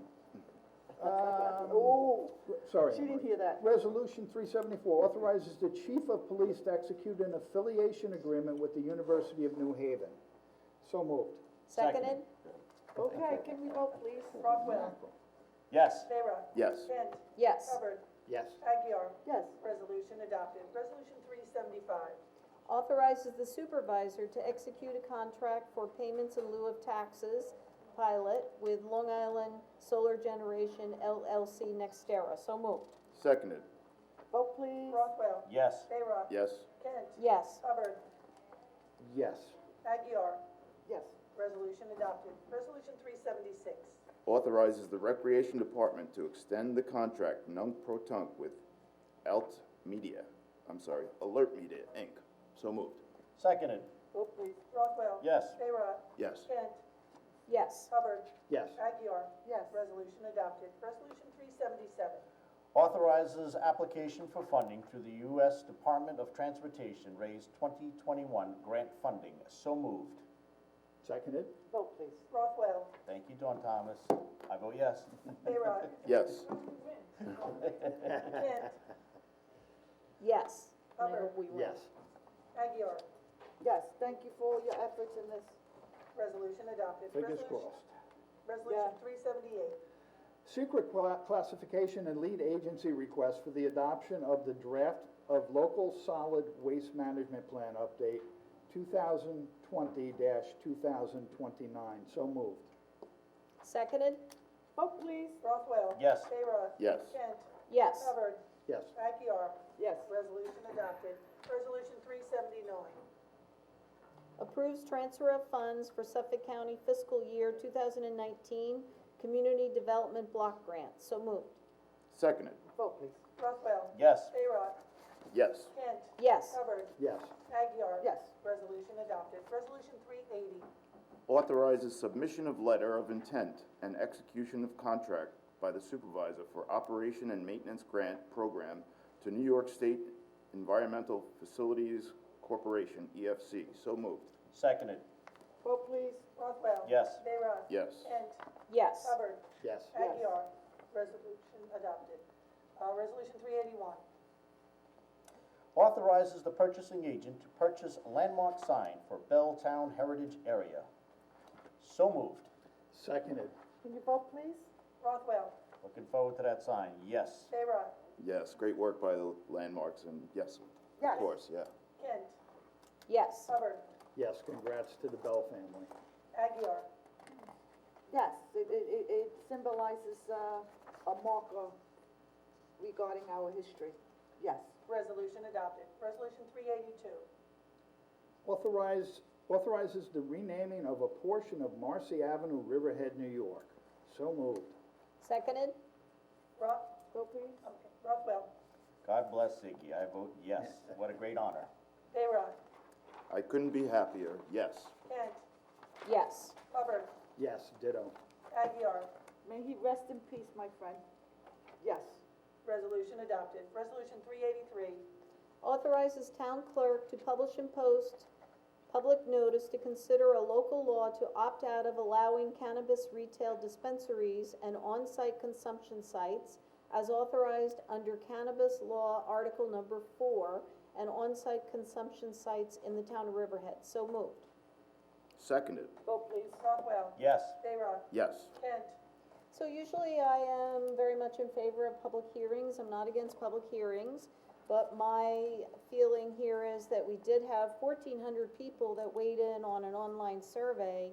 And I think, you know, it sort of sends a message to them that that didn't matter. I mean, we did have 1,200 people that weighed in on LEAP, and we were pleased with that. We had 1,200 people that weighed in for the pattern book. And, you know, we moved forward with that. This is even more. This is 1,400 people who weighed in, and I think that our community has spoken, you know, it was like 73%. I do agree with Ken on the education aspect of it. I think it's always helpful to have more education. I think that can be done at a work session. So I vote no. Hubbard. Basically, for the reasons Catherine just said, I'm going to vote no also. I think to hear another 10 or 12 people on a public hearing on something that we've already heard from 1,400 people, A, isn't going to change my mind, and B, isn't going to show anything earth-shattering that we don't already know. So I want to back the survey because I think it was a good job, and I vote no. Aguirre. I'd like to hear from the remainder of different segments of the population, such as our seniors, who may not have access or seen the survey. And even if it is 12 people, we want to be all inclusive. And this is another method to hear from the public. We can't do 1,400. You can't have a public hearing with 1,400. I respect everybody's opinion in the board, and I'm going to vote yes. I want to hear from this segment, from that particular population who may come in here and voice their opinions on marijuana. So I'm going to vote yes. Resolution adopted. Resolution 384.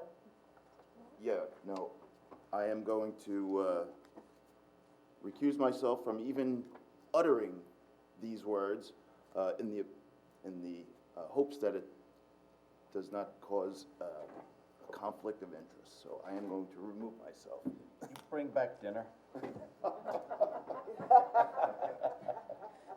Meatball Parmesan hero and chance. I'll have a hero. Okay, so who's going to read this? I'll read it. Okay.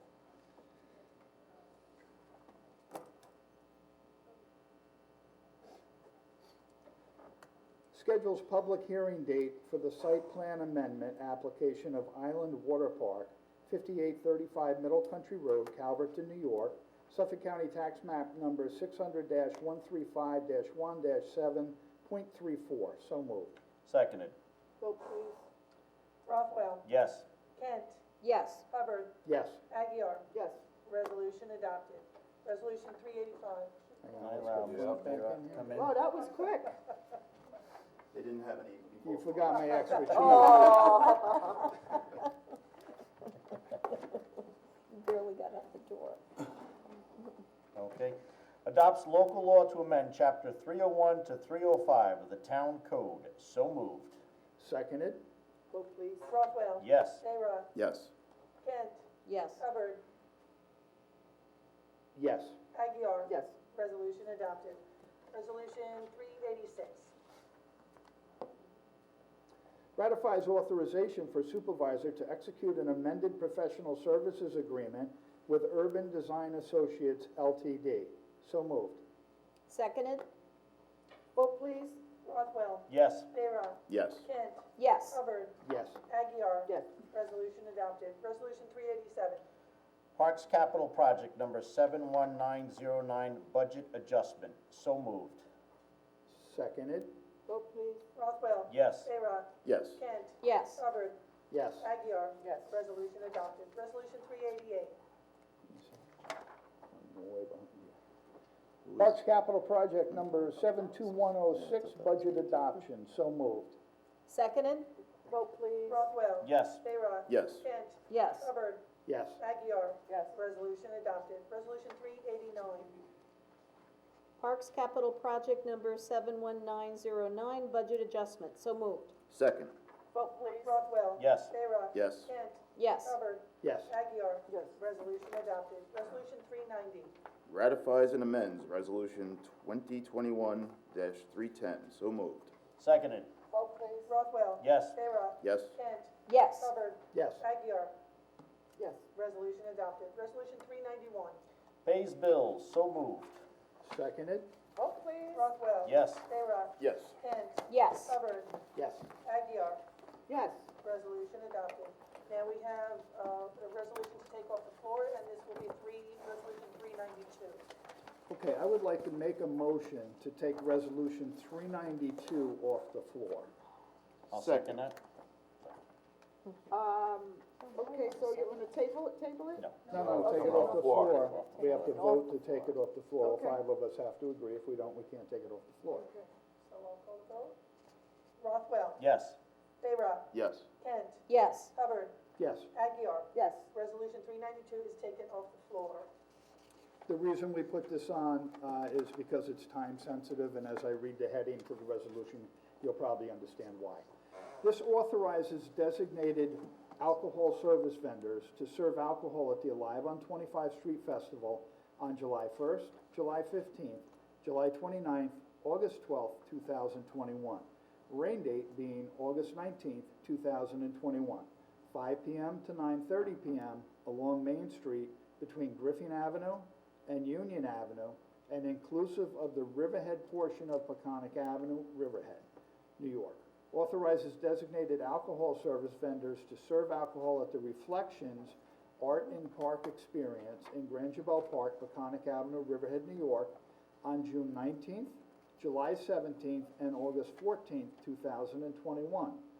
Authorizes designated alcohol service vendors to serve alcohol at Oktoberfest in Grangeville Park, Peconic Avenue, Riverhead, New York, on September 25th, 2021, with a rain date of September 26th, 2001. So moved. Can you repeat that? Seconded. We have a second, and that's great. You know, Tim, this is also time sensitive because of the SLA license. Right, So the that's why timing we're to bringing get it, for putting the it on the June floor. and July ones, yeah, it takes a while to do, so. Yeah, so, I'm great that you took it off the floor, and, can we take a vote, please? Certainly. Rockwell. Yes. Bayrock. Jawohl. Kent. Yes. Hubbard. Yes. Aguirre. I had to Yes. throw some Oktoberfest thing in there. Resolution 392 is adopted.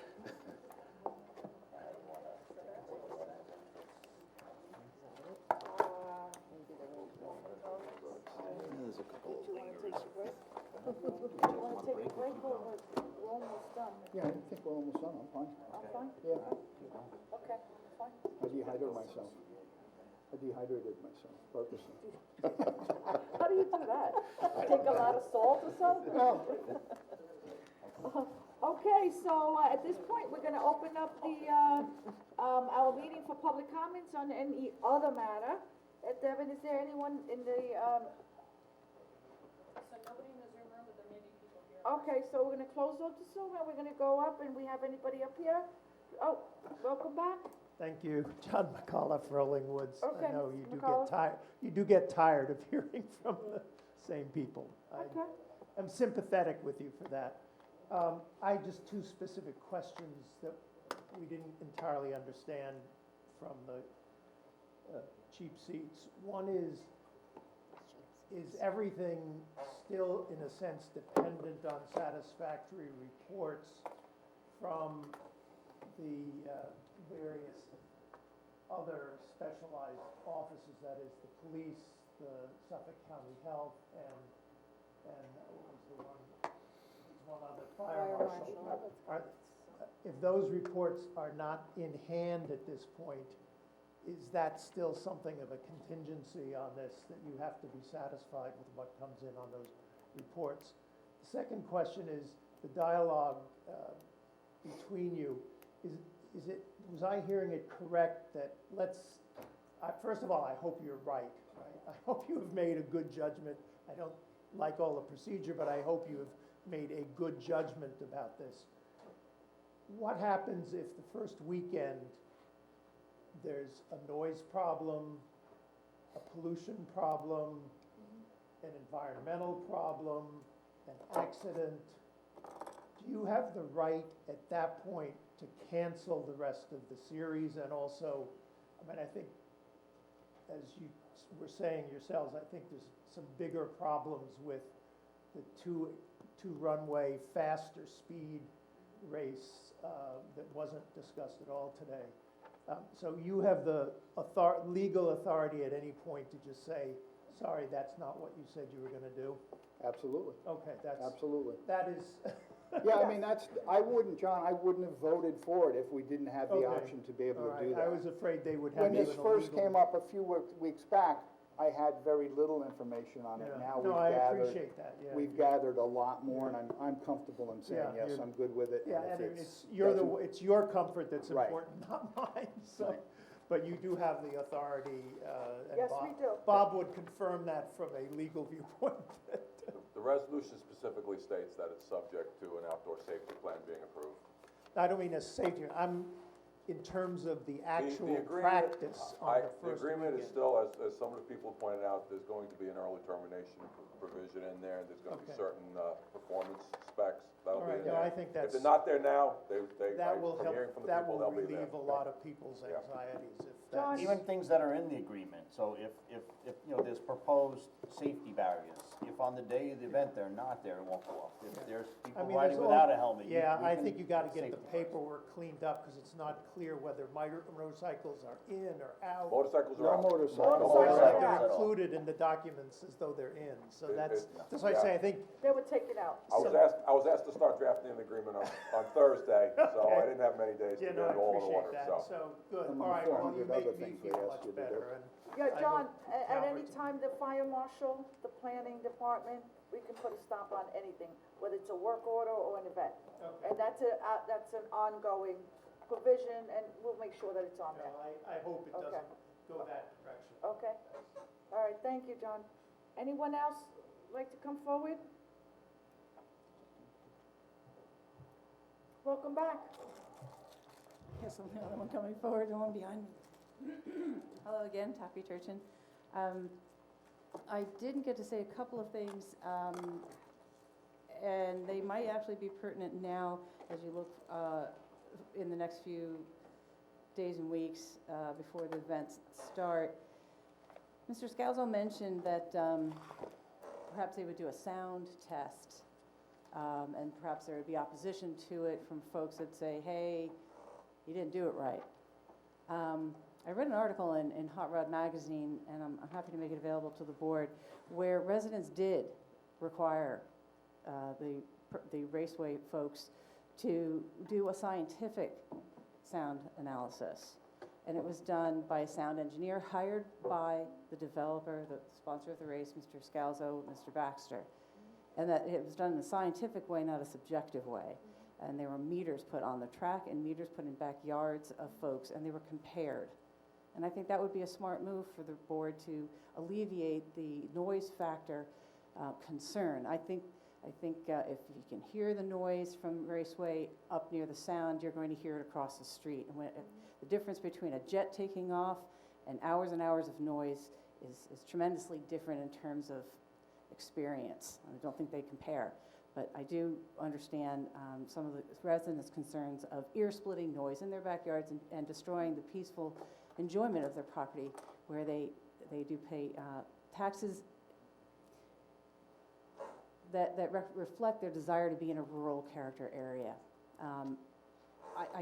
I also would like to finish with asking that if there are tons and tons of folks, Supervisor, that are reaching out to you from Calverton that want drag racing, I'd be very interested to know more about who they are, because I can tell you they're not in the Civic. They're not voicing their voice in the Civic. Well, the Civic doesn't represent Calverton. Agreed. It represents the people in the Civic. So you Agreed, have to but if you understand have evidence of it, I'd like to see it, because I didn't see it in any of the letters in the correspondence. I understand it happens at the grocery store. I run into some of you folks at the grocery store. I might That's have a where I get conversation my with best you. information around Sometimes town. that's some of the best information, but if That's why we're. I do all the grocery shopping. Yeah, but then, it's much more anecdotal. I understand it's supporting, but if we're going to have such a divisive topic like this, it would be nice if these people that you're speaking with would put their thoughts into writing it. You might actually request that. If they're sending you emails like you mentioned, perhaps they can be made part of the record. So thank you very much for your time, and thanks very much for letting us back in. Thank you. Okay. If I could just say to you also that, like, we have greatly, I know that I personally have taken greatly into all the residents in your civic association, in the area and so forth. And I had a conversation with one of them this morning, and we sat down. And one of my comments was that you have 47 weeks a year of solitude and quietness. And it's about having a balance. And so for just a few weeks, whether it be for 5 weeks within the year, where we can have an event that may provide an economic injection for the different stores and delis. These are tough decisions, but it's about trying to have that balance that, where a restaurant, and I won't speak for, but for example, you have, your steakhouse right there in Calverton, and you look at some of these restaurants that have suffered, for the last 2 years and struggled financially because of COVID-19. To not, to say to them, would you like to have, your restaurant perhaps filled to capacity, during 5 weeks, and would that be an economic viable shot in the arm for you to help out? we really take care of everything. This is not a permanent thing. And so this is just a small portion of the year to allow that economic viability to jump up and to provide that injection into it. And so I just want you to always know, we're taking into concern your concerns for the event, and it may, and if it is disruptive, we are sorry, but it has to be a balance for the whole town, because also this economic impact is for the people in Aquabog, in Jamesport, in Wading River, in Mattabelle. It's for the whole town as a whole, and so our decision affects everybody. And we certainly love to hear your insight and your input, and we take it with great stride, and I just want you to be aware of that, we try to base it for everyone, how it works best for the town. Well, thank you very much for your words, Mr. Rothwell. I would ask that you also recall the words that I've mentioned about looking for diversity and looking for a positive step forward and choices that people in Calverton would like to bring to Calverton, how they'd like to have it shaped. And we have the prime opportunity in front of us with the comprehensive plan. And I believe diversity is really the key, and the larger risks perhaps are not as much of a payoff on them. I'm looking at this drag strip as one of them. And your idea about which I co-opted today as the hot air balloons. The other idea, I know I mentioned to you, and this is not from other folks, this is actually my idea. I was thinking, hey, there's a 3,000 plus person petition that was brought forward to the previous administration, probably Tim remembers this, and perhaps Catherine, that the gentleman said, we in Riverhead want a movie theater. So how about we blow up a theater screen out there and go temporarily, throw some movies happen out there, and that's a family event, and that's diverse, and it has way less risk. But the ideas that are in that realm, and I'm not saying that it's family oriented, Drag Strip had a lot of positives in their presentation. It's just the negatives were just stronger in our view. Thanks very much. Takwi, your point, this brings to point this is how important the master plan update is. And, it's vital that community members get opportunities to weigh in and voice their opinions as we move along with the master plan update. And I'm looking for that list from you, like the hot air balloon. I want that list of suggestions. I'm not going to speak out ahead of myself, but I am going to mention to you that in the effort to get the information out to the folks in Calverton and get their thoughts, and to assist with the comprehensive plan, you're doing things that company is doing things in a passive way, like putting it on the website and hoping that people respond to the survey. Well, we have direct access to hundreds of folks, and so we're there to be able to take that temperature and find out that information and pass it along and make it helpful to the CAC so that they can actually see what are the two biggest things people want in Calverton, what are the two things they don't want, what are the biggest two things they want in Riverhead, what are the two that they don't want. And we're doing, in our civic, we're reaching out to our folks and getting that for you. Thank you. Thank you. Thank you, Torquay. Okay, anyone else from the audience? That's it, correct? We're done. Okay, so we're gonna, at this point, we're gonna open it, we opened it up to public comments, we're gonna close it. Right, and then, good. And can I have a first and okay. Moving forward, can I have a first and a second to close the town board meeting and open a special, CDA meeting? I'll make that motion. Can I get a second? Second? Okay, Dawn, can you please come up forward? Good, I guess good evening, right? It is. Good evening. Good evening, how are you? Very well, thank you. How are you all? Glad you're surviving this meeting. We have two resolutions on for this special meeting today. The first is CDA 2021-6, approves short-term runway agreement with Peter Scalzo. We need a motion and a second. Do we need comments on the resolutions? Oh, yes, public Yes. comments on the resolutions, yes. Take it, Diane. Catch 'em up. So we have Angela DeVito. Okay, Comment on the CDA resolution for you. no problem.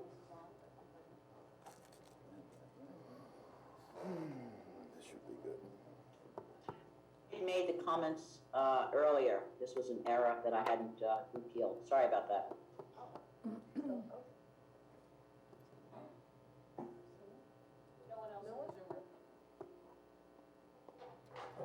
Okay, Then we need a motion and a second. a can we have a motion? I make a motion. To, Approve the short-term runway agreement with Peter Scalzo. So Second. moved. And we got a second, and can we vote, please? yes, Rothwell, Yes. Bayrock, Yes. Kent. Since I abstained on the earlier resolutions for the permit, seeking more information, I'll abstain on this. Hubbard, Yes. Aguirre. Yes. The resolution is adopted. CDA Resolution 2021-2 approves short-term runway agreement with Scramble, Inc. I'll make a motion so moved. Seconded? Vote, please. Rothwell, Yes. Bayrock, Yes. Kent, Yes. Abstain. Hubbard, Yes. Aguirre. Yes. Okay, the resolution is adopted. And then we have open comments from the public next. Okay, do we have any open comments? Present here? Okay, Mr. McCullough, welcome back. Thank you. Again, a clarification. We have spent all afternoon being told there was not going to be any noise. And now Mr. Rothwell is saying, eat it. There's going to be noise. That's 5 weeks out of the year. That's your contribution to the town. I mean, is there going to be noise or isn't there going to be noise? John, you take your car, I'll take my car, we'll go up there right now, we're gonna race down that track. You are not gonna hear us. Okay, Timber Park that's- is not gonna hear us. That's what I heard. No Jim, but different then- than they hear that there's races going on out there all the time, illegal races. But then Nobody Ken- hears it. But then Ken just said, that's your sacrifice for the town, and I don't, that's where the contradiction lies. There's no contradiction. It's street legal cars are gonna be racing one another. You're not gonna hear me or you or I. No, that's fine, Tim, but My it's- comment was that there would be complete solitude up there. So for 47 weeks in a year, there's nothing that takes place in that place, other than the actual Epcal Park itself, but those runs sit quietly. So is there a potential that there may be some traffic, there may be some things going in and out of there? You traffic have is- solitude for 47 weeks. I'm saying that, if we have to give 5 weeks to allow an event to take place, If you're just talking about I'm traffic. confident that there's not gonna be the noise factor that was Okay, in play. all right, well, that's And so where I- I'm just saying that, what I was trying to say, John, was there's a balance of everything. And Oh, you of take- course, you I take- agree, you that's what I take- said at the very beginning, that there is their interests and their balances, but, Yeah. so I just suddenly, you began talking about it as though there was going to be noise, and if there is, then, at any rate, I think. I could go further and say for 30 years, it's been quiet up at Calverton, and we're asking for 5 weeks to hold an event. Well, That's what as we're I say, we will see in practice, and I just hope that you're able to move very quickly if it turns out that it is more disruptive than you say it's gonna be, so. John, just bring your helmet. Don't forget your helmet. Yeah, make sure it fits too. No motorcycle. Thank you, sir. Okay, so I think the people in Timber Park are gonna be more irritated by the neighbor's kid down the street that has his motorcycle going up and down the street than they will from anything that's gonna happen at this. Okay, so we have Barbara Bassett Pizza. Barbara, In person. in person. You were in Zoom a while ago, now you're coming back in person. It was important. It's great to Okay. see everybody, honestly. Good afternoon, Barbara Blass. I live in Jamesport. I'm just a little concerned about something that was said during the town board meeting on one of the resolutions. For those of you that don't know me well, and most of you up there kind of do know where I'm coming from, I'm all about facts. I'm all about research. An accurate record is really important to me. The facts do matter to me.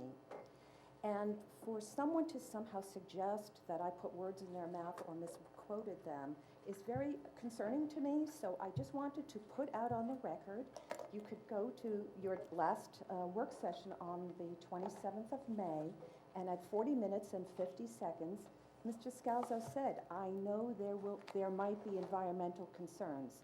That's what I repeated, nothing more, nothing less, that's what he said. And he somehow suggested I did not say what that woman said I said. That's all I said, and I was quoting him accurately from the tape. Yeah, that's how I remember it too, that's. Thank you, I appreciate that.